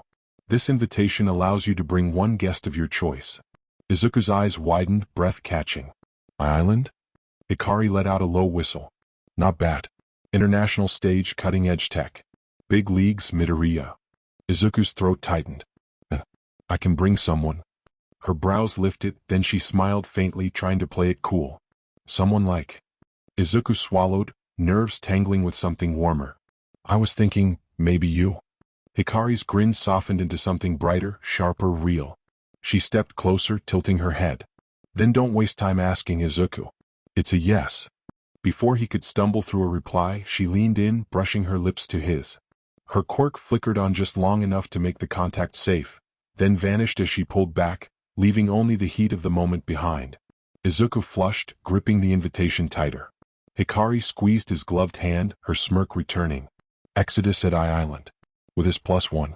Now that's a headline. UA Teacher's Lounge. Izuku stood stiffly in the doorway, the invitation clutched in one gloved hand like it might explode if he squeezed too hard. Hikari leaned against the frame beside him, casual as ever, clearly amused by how locked up his shoulders were. Inside, Ms. Joke lounged on the couch, hair tied up, laughing at something on her phone. Aizawa sat opposite her, bandaged arm resting on the table, his single eye unreadable. When the door clicked shut, both parents looked up. So, Ms. Joke said brightly, what's with the serious face? You two look like you're about to announce an engagement. Izuku nearly dropped the envelope. No, nothing like that. His voice cracked, and Hikari stifled a laugh behind her hand. Aizawa's gaze sharpened slightly. Then out with it. Izuku swallowed, forcing the words out. I got invited to the Island Expo. For winning the sports festival. That's great. Ms. Joke beamed, clapping her hands. See Shota? I told you the world's not all bad. Izuku fumbled with the envelope, thrusting it forward. It says I can bring one guest. And I thought, maybe, if it's all right, Hikari could come with me. Silence dropped like a weight. Aizawa and Ms. Joke exchanged a brief glance, not angry but edged with concern, the kind only parents carried. Safety. Trust. Risk. The unspoken promise to talk it over later hung between them before either spoke. Hikari crossed her arms, smirking. Relax, Dad, Mom. It's not like he's asking to run away with me. It's a science expo. Aizawa's eye slid from Izuku to his daughter, then back again. His tone was flat, but not without a thread of care. You're nervous? Izuku's throat tightened. Yes, sir. Good, Aizawa muttered. Means you're taking it seriously. Ms. Joke laughed, reaching over to squeeze Izuku's shoulder. Shota, stop glaring holes in the poor boy. Izuku, of course she can go. She's been begging to see that place since she was little. Aizawa sighed, rubbing at his temples. Fine. But you're responsible for each other. No recklessness, no stunts. If anything happens, you call us immediately. Yes, sir. Izuku blurted, bowing so fast he nearly smacked the table. Hikari tugged on his sleeve, grinning as they turned to leave. See? Easy. Izuku exhaled shakily, clutching the invitation tighter. Easy for you. I thought your dad was about to erase me from existence. Behind them, Aizawa's voice drifted out, flat as stone. Still might. Hikari's laugh echoed all the way down the hall. Principal's office, evening. The office smelled faintly of tea, the last rays of sunlight cutting through the window. Nizu sat behind his desk, paws folded neatly, but the pleasant smile he usually wore was absent. Aizawa leaned against the wall, arms crossed, his bandaged arm resting against his chest. Ms. Joke sat in one of the visitor chairs, legs crossed, expression unusually serious. Nizu broke the silence first. The invitation is official. Island specifically requested Midoriya's attendance. Not just as the sports festival champion, but as a guest of honor. Aizawa's eyes narrowed. That doesn't sit right. After everything at the press conference, after the media's feeding frenzy. Why him? Why now? Nizu's ears twitched. That's precisely the concern. His performance at the festival made waves. But pairing that with his reputation? It makes him unpredictable in the public eye. Which is precisely why some parties might want him there. Ms. Joke frowned, drumming her fingers on the armrest. Or want him exposed. Could be bait Shota. A way to parade him around, or worse, corner him. Honestly, I'm surprised they didn't quietly retract the offer after the press disaster. Nizu's gaze was calm, but his voice carried weight. Which is why I urged him to keep a low profile. No theatrics, no unguarded speeches. He must treat this like a test, not a stage. Ms. Joke leaned forward, eyes sharp. Then what about us? Can't we get tickets, go along, keep an eye on him? Nizu shook his head slowly. Island's guest list is curated. Security is higher than almost anywhere else in the world and access is restricted. Even for us. At least for now. Aizawa's jaw tightened. So we're sending him into the lion's den with Hikari alone. Nizu's whiskers twitched faintly. Not alone. All Might will be present. Officially, he's attending as a representative of UA and Japan's symbol of peace. That revelation didn't ease the room. If anything, the silence grew heavier. Ms. Joke let out a low whistle. Great. So either the world's safest man will be there, or Izuku's biggest opposition, comforting. Aizawa's voice was flat. If anything happens, it won't just be Midoriya's future at stake. It'll be UA's. Nizu nodded once, his eyes glinting in the fading light. Which is why we must prepare. Carefully. And trust that Izuku understands the weight of where he's stepping. The room lingered in uneasy silence, all three of them carrying the same thought. Sometimes invitations weren't rewards. They were traps. UA dorm rooftop evening. The sky burned orange with sunset, the hum of the city just barely reaching the dorm grounds. Hikari leaned against the railing, arms folded, watching the fading light. She barely heard the footsteps until May plopped down on the rail beside her, goggles hanging loose around her neck. So, May said, swinging her legs. Midoriya told me you're his +1 to Island. Big leagues. Hikari arched a brow. And, May leaned closer, lowering her voice, that means you'll be surrounded by the best minds on the planet. Equipment I couldn't dream of having down here. If we're ever going to crack the suppression rig, that's where it'll happen. Hikari's eyes narrowed instantly. No, absolutely not. I'm not handing my quirk, or Izuku, to some stranger with a lab coat and a smile. May held up her hands. I'm not saying trust just anyone. I'm saying, keep your eyes open. If there's even one person or one piece of gear that could help, you need to call me. Hikari let out a breath, leaning back against the rail. I get it. I do. But, my father drilled this into me since I was a kid. Our quirk is rare and abusable. People will try to take it. I'm not giving anyone the chance. The same goes with Izuku. For once, May didn't crack a joke. She dug into her vest pocket and pulled out a slim black flash card, holding it between two fingers. This, she said, is everything we've got so far. All my notes, prototypes, failed circuits, waveform scans. 2 copies exist, this one and mine. And mine sitting behind Pentagon-level firewalls. If you see anything useful, and I mean anything, you give me a call and plug this in. Understand? Hikari stared at it for a long moment. Finally, she took it, sliding it into her boot. You're putting a lot of trust in me. May's smirk returned, softer this time. Well duh. You're the only one paranoid enough not to let it get stolen. Hikari's lips twitched faintly. You're reckless. And you're cautious, May shot back, hopping down from the railing. Lucky for him, Midoriya's got both of us. She clapped Hikari on the shoulder before heading back inside, calling over her shoulder. And hey, if anything even looks funny, you tell me. Especially if it smells funny. Left alone, Hikari shook her head, hand brushing her boot. The flash card felt heavy, not just with data but with responsibility. The Aizawa's home. The house was quiet, the neighborhood quiet. Aizawa sat at a corner table, his scarf draped loose around his shoulders, the faint glow of the vending machine his only light. A half-empty coffee sat untouched beside him. Ms. Joke patted in quietly, her hair loose, expression far from her usual grin.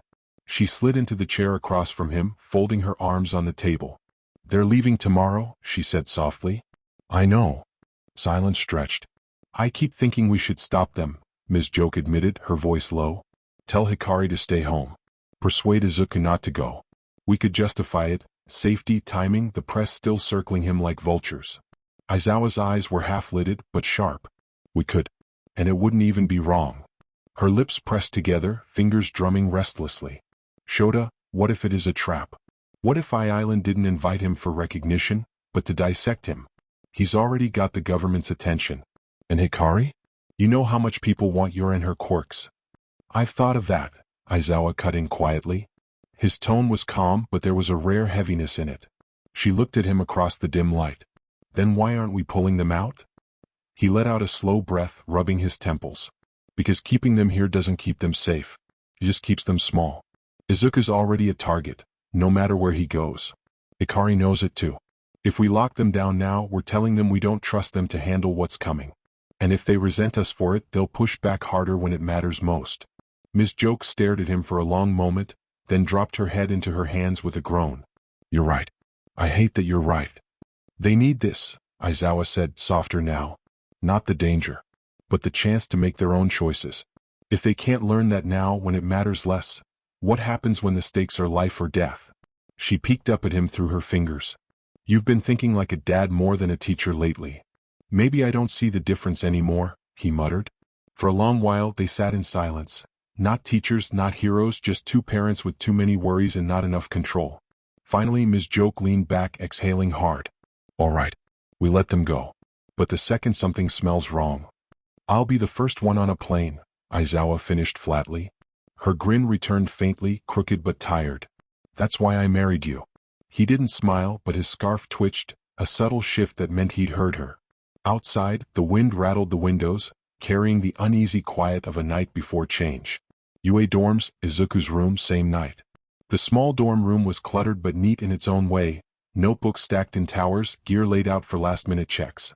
Izuku sat cross-legged on his bed, carefully folding his gloves, the golden Island invitation peeking out from a drawer he kept opening and closing like he wasn't sure he should pack it. Hikari sprawled on his desk chair, one leg propped on the armrest, twirling a pen between her fingers. You're going to wear a hole in that drawer if you keep checking it? Izuku flushed. I just don't want to forget it. Relax, she said with a smirk. You could forget your head and I'd still make sure the invitation got packed. Before Izuku could reply, the door creaked open. Shinso leaned against the frame, bag slung over one shoulder. He looked half bored, half exhausted, the perfect picture of someone already mentally on summer break. Wow, Shinso drawled, the great Midoriya stressing over socks and paper. Meanwhile, I'm just trying to make sure I don't forget my toothbrush. Izuku rubbed the back of his neck. It's kind of a big deal. Shinso's gaze flicked to the gold ink envelope. Yeah, no kidding. Island. That's some next-level stuff. Not sure if I should congratulate you or warn you to stay alive. Both, Hikari said dryly. Shinso dropped his bag by the door and stepped in. His voice was calmer now, almost sincere. Look, just be careful, all right? People are still talking about you. Loudly. You don't need to give them more fuel. Izuku nodded, quiet. Hikari stretched, setting the pen down with a click. Don't worry. I'll make sure he doesn't trip over himself trying to be a hero. Shinso arched a brow. And who's making sure you don't trip? Hikari smirked, leaning back in the chair. Please. I'm the practical one. Izuku laughed awkwardly, tension breaking for a moment. Shinso shook his head, heading for the door again. Yeah. Just remember, summer break means I get a head start on sleep. Don't do anything that'll make me lose it worrying about you too. Promise? Izuku said quickly. Liar, Shinso muttered with the faintest ghost of a grin before disappearing into the hall. The door clicked shut, leaving the room quiet again. Izuku glanced at Hikari, voice low. You think he's right? That maybe we shouldn't go? Hikari met his gaze, her eyes steady. It might be a mistake, but it's also a chance. And we deserve a chance to be more than what everyone else sees us as. She leaned forward, resting her hand lightly on his. So pack your bag, Izuku. Tomorrow we get to be us. Izuku's throat tightened, but he nodded, clutching the gloves tighter. The quiet hum of the dorms surrounded them, ordinary and safe, the kind of quiet that never lasted.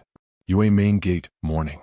The car idled at the curb, its glossy black frame reflecting the early sun.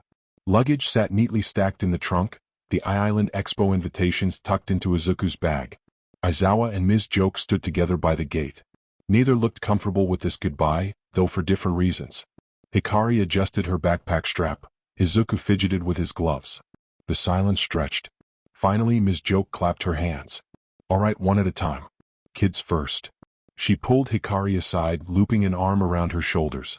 Her voice softened, losing its usual teasing lilt. Sweetheart, I know you're excited, but remember, those people over there? They'll look at you and Izuku like puzzles they want to solve.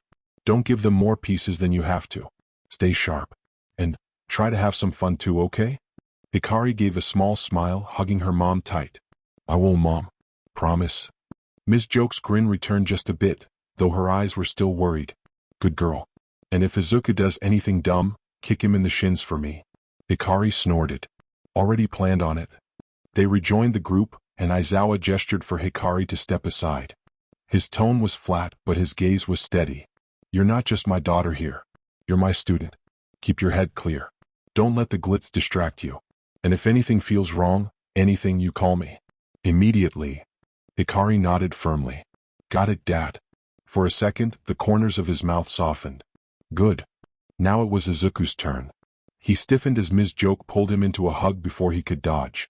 "Izuku, honey," she said brightly, though her voice cracked with seriousness beneath it. "I know you think too much. Don't spend the whole trip worrying about what could go wrong. Take care of my daughter, but also, let her take care of you. She's stubborn like her dad, but she loves fiercely. Trust her." Izuku flushed, stammering. "Why, yes, ma'am. I'll do my best." She squeezed his shoulder. "You always do." Then Aizawa stepped in, his eyes narrowing. He loomed just slightly, scarf shifting with the breeze. "Midoriya." Izuku swallowed hard. "Why, yes, sir." "Keep a low profile. Don't draw attention. Don't play the hero. You're there as a guest, nothing more." A pause, his tone sharpening. "If you slip, if you lose control like you did during the exam, I can't protect you from what comes after. Do you understand?" Izuku's fists clenched inside his gloves. "Yes, sir."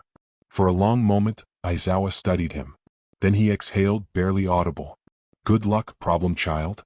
Izuku blinked, startled by the faintest trace of warmth behind the words. He bowed quickly. "Thank you, sir." The driver cleared his throat, gesturing toward the open doors. Hikari and Izuku hefted their bags, stepping toward the car. From the gate, Ms. Joke waved enthusiastically. "Have fun. Don't break anything expensive." Beside her, Aizawa just muttered, "Or each other." As the car pulled away, both parents stood in silence a moment longer, their expressions vastly different, but their worries exactly the same. Inside the car, on the road, the hum of the engine filled the silence, the city rolling past the tinted windows. Izuku sat stiffly, the golden island invitation clutched in his lap like it might combust at any moment. Across from him, Hikari leaned back, arms folded, eyes glinting with quiet amusement. "You know," she teased, "you bowed so fast to my dad I thought you were going to break your nose on the table." Izuku's cheeks reddened. "I wasn't that bad." She smirked. "You squeaked, Izuku. Admit it." His shoulders slumped and he muttered. He was glaring like he wanted to erase me from existence. Hikari flicked his glove, grinning. "That's just his default setting. Trust me, you'd know if he really wanted you gone." Izuku chuckled weakly, but the sound faded fast. His gaze dropped back to the envelope in his hands, the gold lettering gleaming faintly in the dim light. "Do you think we should really go? Maybe it's a mistake. With the press, the exams, everything that's happened, maybe showing up on an international stage is the last thing I should do." For a moment, Hikari didn't answer. She shifted closer on the seat, resting her hand lightly over his. When she spoke, her voice was steady, soft. "It might be a mistake, but it's also an opportunity of a lifetime. Not just for proving ourselves, for us. Time to breathe, to just be Izuku and Hikari, without the world watching every second." He glanced at her, uncertain, but her smile was warm enough to ease the lines on his brow. "And if anything goes wrong," she added with a playful smirk, "you're the one explaining it to my dad." Izuku groaned, covering his face with his free hand. "You're cruel." "Practical," she corrected, squeezing his hand. Izuku laughed, really laughed, for the first time that morning, shoulders loosening. He leaned back in his seat, letting the tension slip away. Hikari leaned her head briefly against his shoulder, her expression soft in the reflection of the glass. But her eyes, hidden from him, were sharper. She wasn't just thinking about time together. She was thinking about May's words, about the flashcard tucked into her boot, about the equipment Island had that UA couldn't touch. If there was even the smallest chance to find something, a device, a breakthrough, a someone trustworthy, that could help Izuku live without fear of hurting people, she would seize it. Whether he knew it or not. Her grip on his gloved hand tightened just slightly, as if to ground him. "We'll be fine," she said aloud, her tone light again. Izuku nodded, believing her. And Hikari let him, while she quietly carried the weight of her own hidden mission. The flight had been long, tense, and filled with too many eyes. From the moment Izuku and Hikari boarded at Mizurufu's international terminal, whispers followed. Passengers angled their phones for blurry photos, reporters snapped shots at security checkpoints, and more than once, someone muttered Exodus under their breath. Izuku kept his gloves tight and his shoulders squared, eyes low. Hikari walked beside him as if the stairs bounced right off, calm and sharp as always. Every so often, she brushed her fingers against his arm, a reminder that he wasn't facing it alone. By the time the jet descended, the city glittered beneath them like a crown of lights on the sea. Island, the world's hub of hero science, technology, and power. The moment they stepped off the plane, the press was already waiting. Cameras flashed. Questions flew like daggers. Midoriya. Is it true you copied All Might's quirk? Are you planning to meet with international sponsors as Exodus? Hikari Aizawa, do you condone your boyfriend's use of a villainous quirk? Security pushed the crowd back, clearing a path to the waiting shuttle. Izuku's throat tightened. But then Hikari laced her fingers with his gloved ones, just holding on. Her head tilted toward him, a calm smirk tugging at her lips. Ignore them. We're not here for them. Izuku exhaled, the tension in his chest easing. For the first time since the interview, he let himself smile in public. Yeah, we're here for us. The shuttle whisked them through gleaming glass towers and neon-lit streets, the expo banners waving overhead. Outside, the world still roared, still argued about whether he was a hero, a villain, or something else entirely. But inside the shuttle, Izuku leaned against the window, watching the lights reflect in Hikari's eyes.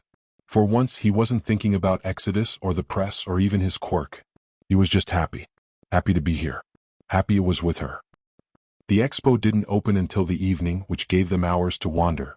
Izuku trailed beside Hikari down wide glass streets, staring at skyscrapers stacked with labs and storefronts. Everywhere he looked, gadgets gleamed, mobility tech, quirk support gear, AI assistants. It was the kind of place he used to dream about from under the bridge, scribbling designs in his battered notebook. Hikari noticed his stare and elbowed him lightly. Try not to drool. People will think UA doesn't feed you. Izuku flushed, tugging his sleeve down over his glove. It's a lot. Seeing all this, it's like everything I ever wanted to study right in front of me. Her smirk softened. Then maybe this is where you belong. They ducked into a small cafe perched on the 20th floor of a tower, glass walls opening to a view of the ocean. Izuku fumbled with his menu until Hikari leaned over and pointed. You like this one? Sweet, strong, kind of like you. He almost choked on his water. She only grinned. Later, in one of the side plazas, vendors let visitors test small prototypes. Izuku ended up crouched over a table, gloves flexing as he tried out a compact grapple tool. His eyes lit up like a child's. If I rerouted the cord, it could double as a stabilizer. Hikari leaned on the table, chin propped on her hand, watching him ramble. You know you're cute when you nerd out, right? His ears went red. Hikari. When the afternoon heat got heavy, they slipped into a shaded park lined with glass fountains. Izuku sank onto a bench, shoulders tense as always beneath his long sleeves. Hikari sat close, tugging one glove halfway down. I'll cover you, she said softly. Her quirk flickered on, a quiet hum in the air, and Izuku let himself press his bare hand into hers. For the first time that day, no gloves, no barriers. Just skin. His throat tightened. Feels like forever since I could do this without being afraid. Her green-gold eyes softened, lips quirking faintly. Then stop being afraid, dummy. You've got me. He swallowed hard, then leaned his forehead against hers. For that moment, with the fountains hissing nearby and her quirk humming between them, the noise of Exodus, Yue, and the press fell away. They weren't Midoriya, Izuku, and Hikari Aizawa, student heroes under scrutiny. They were just two kids finally happy. The glass towers shimmered gold as the sun dipped lower, crowds swelling for the expo's opening.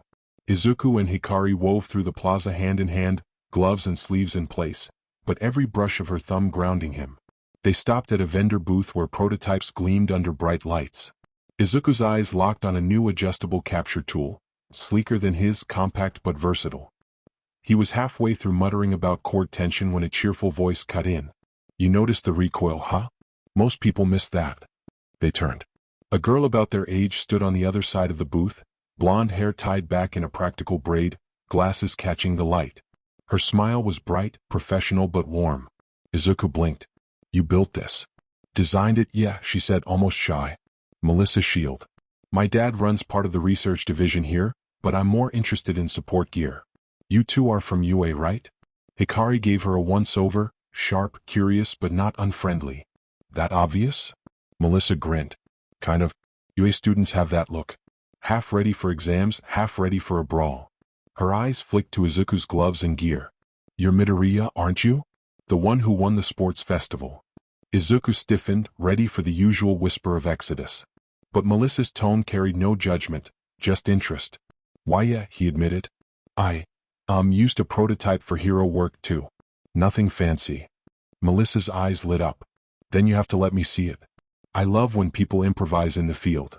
Izuku fumbled for words, but Hikari cut in smoothly, her smirk tugging at her lips. Careful, Melissa.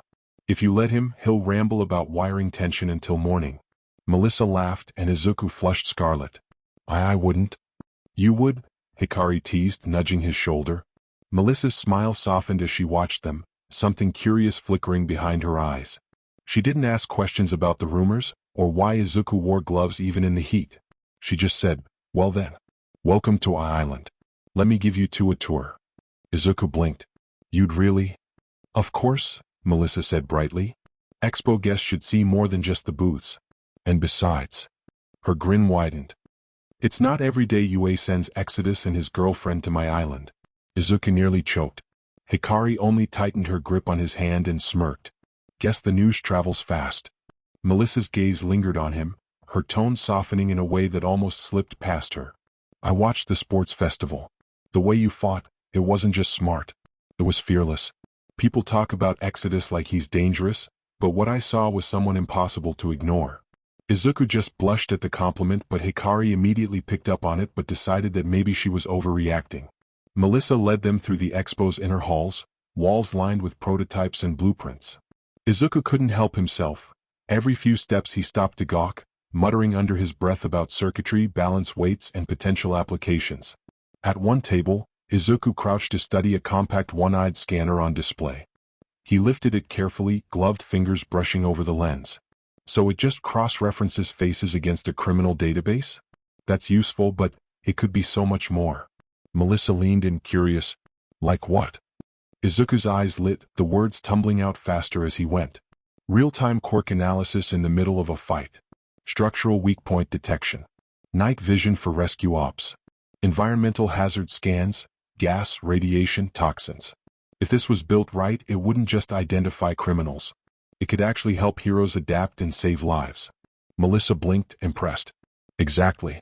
That's the flaw I've been trying to fix. Most people don't even think past recognition. Izuku blinked back, surprised. Wait, you designed this? She grinned proudly. Yep. Been at it for a month. Hikari watched them, arms crossed but a faint smile tugging her lips. You know, Izuku, I forget sometimes. You don't just fight like hell, you think like it too. Low-key genius if you weren't so humble about it. Izuku flushed, fumbling with his sleeve. I'm not a genius. I just look closely. Melissa tilted her head. That's what genius is. The words hung there, catching Izuku off guard. He'd heard so many insults tied to his name over the years. Quirkless, villain, dangerous. Genius wasn't one of them.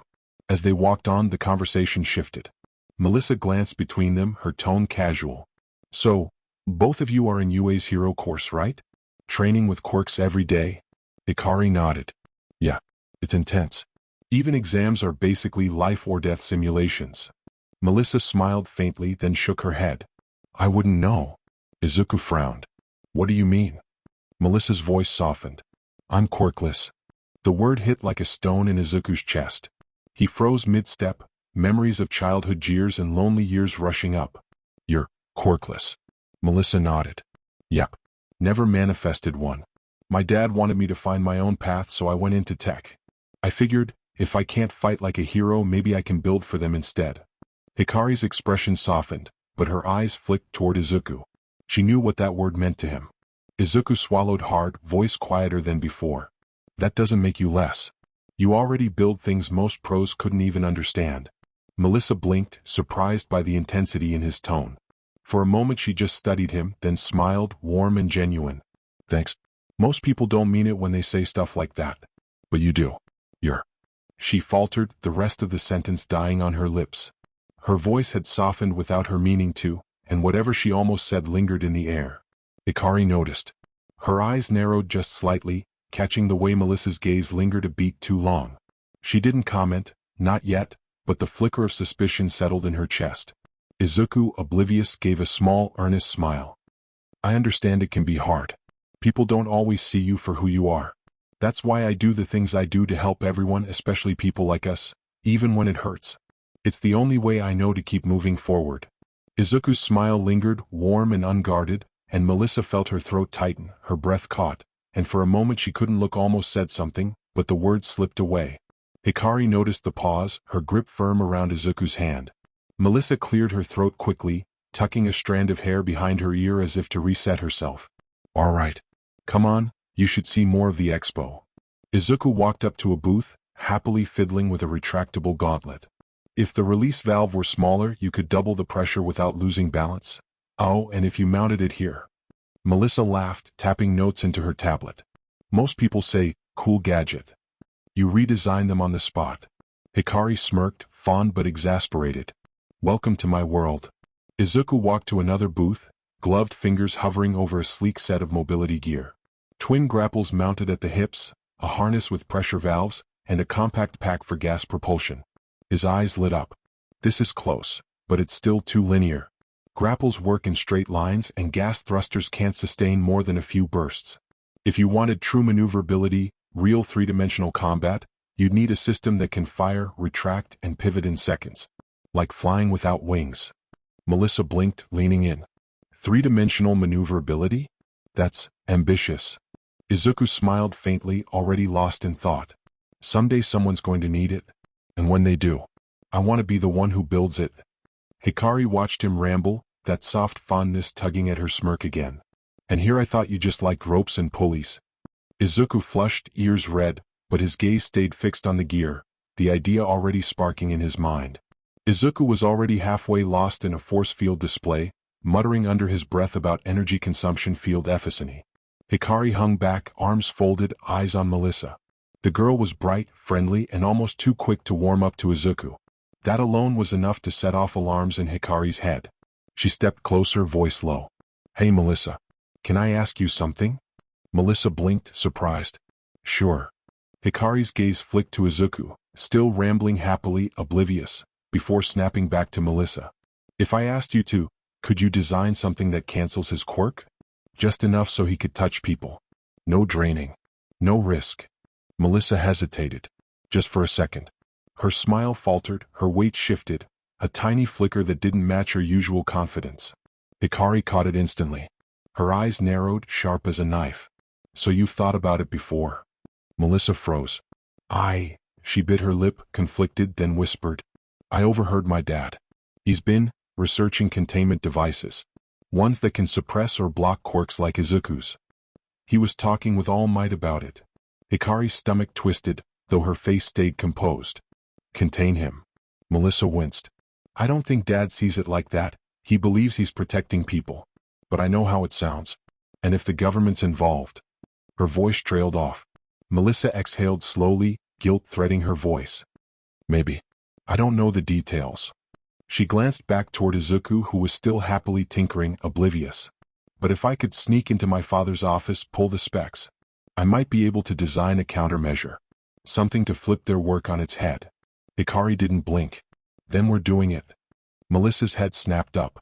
You mean, tonight? Hikari's lips curved into a faint, dangerous smile. If they're building a weapon, we don't wait. We make sure it never works. Melissa swallowed hard, then nodded. All right. Let's leave now while everyone is focused on the expo. From across the booth, Izuku looked up, blinking. What are you two whispering about? Hikari slipped her hand into his gloved one and smirked. Girl stuff. Melissa forced a smile, but her mind was already racing. Hikari stepped a little closer, tugging lightly at his sleeve and arm. Izuku. He looked at his girlfriend, blinking. Yeah. She smiled, calm but purposeful. Melissa and I are going to have some girl time. Catch up, talk shop, whatever. We'll meet you later. Izuku straightened slowly, brows furrowing. Girl time?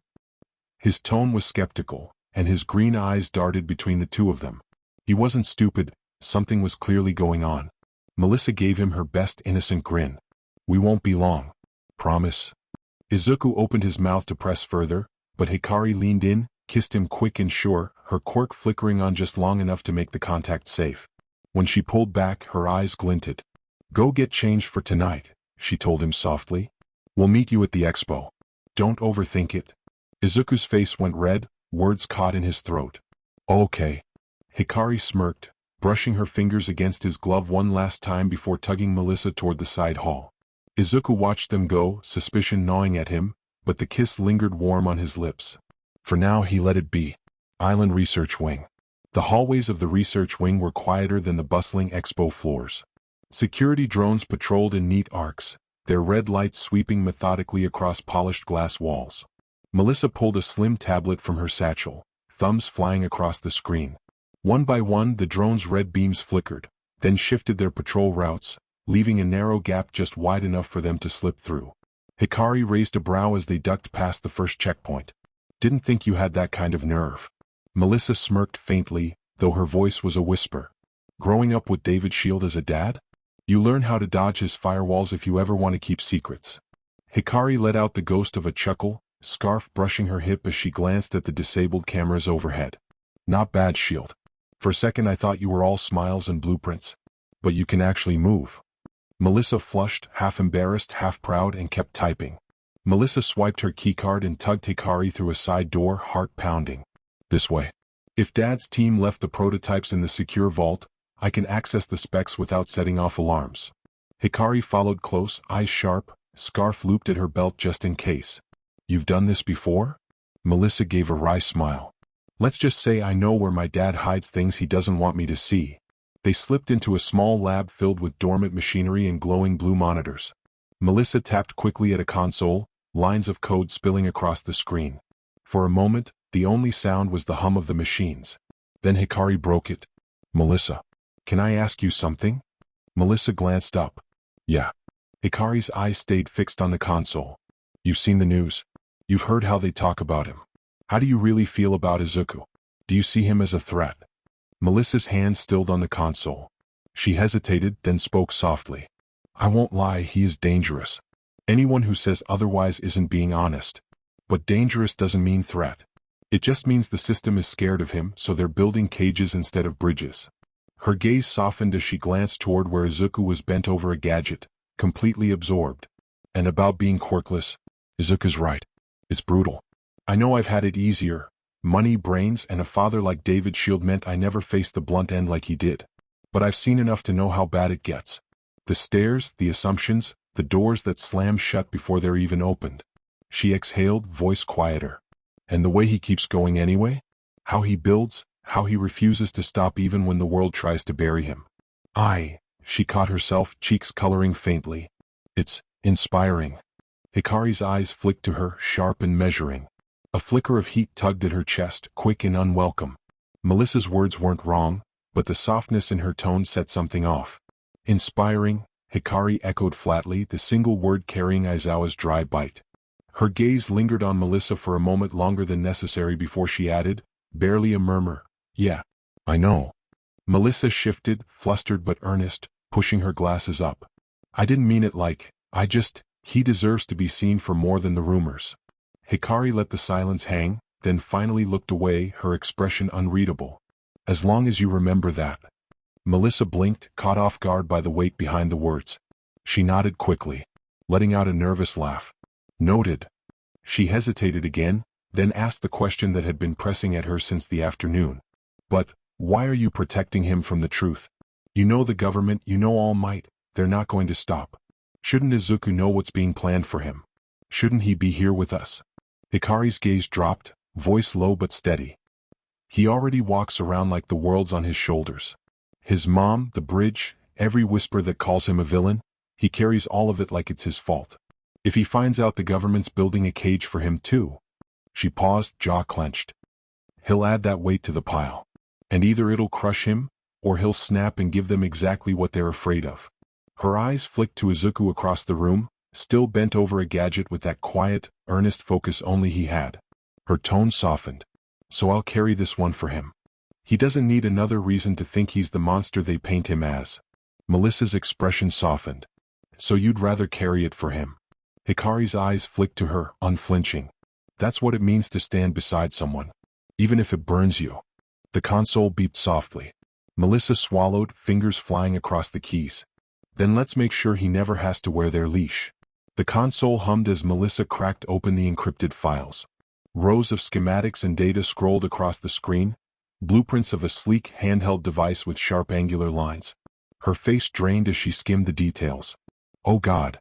Hikari's eyes narrowed. What is it? Melissa's fingers hovered above the keys, her voice shaking. They figured out how to target him. His quirk specifically. The files? They say they harvested skin cells from him years ago when he was a kid. Then they buried the memory, made him forget. Hikari's stomach twisted. They already had him marked. Melissa's face went pale, her throat tight. That means, Dad must have signed off. He had to know. No one gets access to genetic samples without his clearance. She shook her head, blinking fast. He never said a word. He let me believe that genetic sampling should always be with consent. All this time. Her voice cracked, guilt spilling through. He lied to me. Hikari's jaw clenched, eyes hard. They're not planning to cage him. They're preparing to execute him. Melissa swallowed, tears pricking the corners of her eyes. And my father's helping them do it. Hikari stepped closer, steady and unflinching. Then stopped them. Can this thing be cancelled out? Yes or no? Melissa hesitated only a beat before nodding, her fingers flying over the console. Yes. If I rewrite the calibration, I can trick it into reading like it's already active. To them, it'll look like the shot landed, but really, it'll be dead on arrival. Hikari's expression stayed sharp, but her voice dropped lower. Then you do it? Now.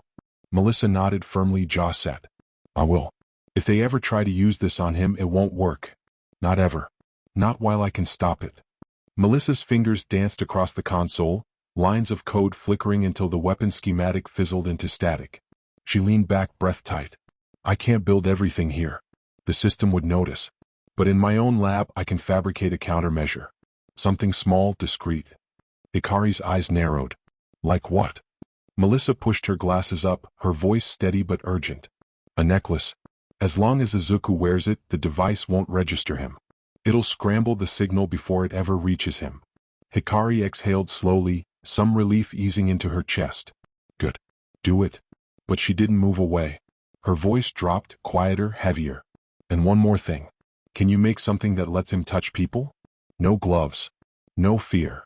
Melissa hesitated, startled. I'd need data. A lot of it. Without a reference point. Hikari slipped a slim flash drive from her pocket, pressing it into Melissa's palm. May gave me this before we left. Everything she recorded on my quirk. Every variable, every test. She told me if I found someone who could help, I should hand it over. Melissa's eyes widened, staring down at the drive like it burned in her hand. With this I could. Her words cut short when the security feed in the corner of the screen flickered. Two figures entered the building lobby below.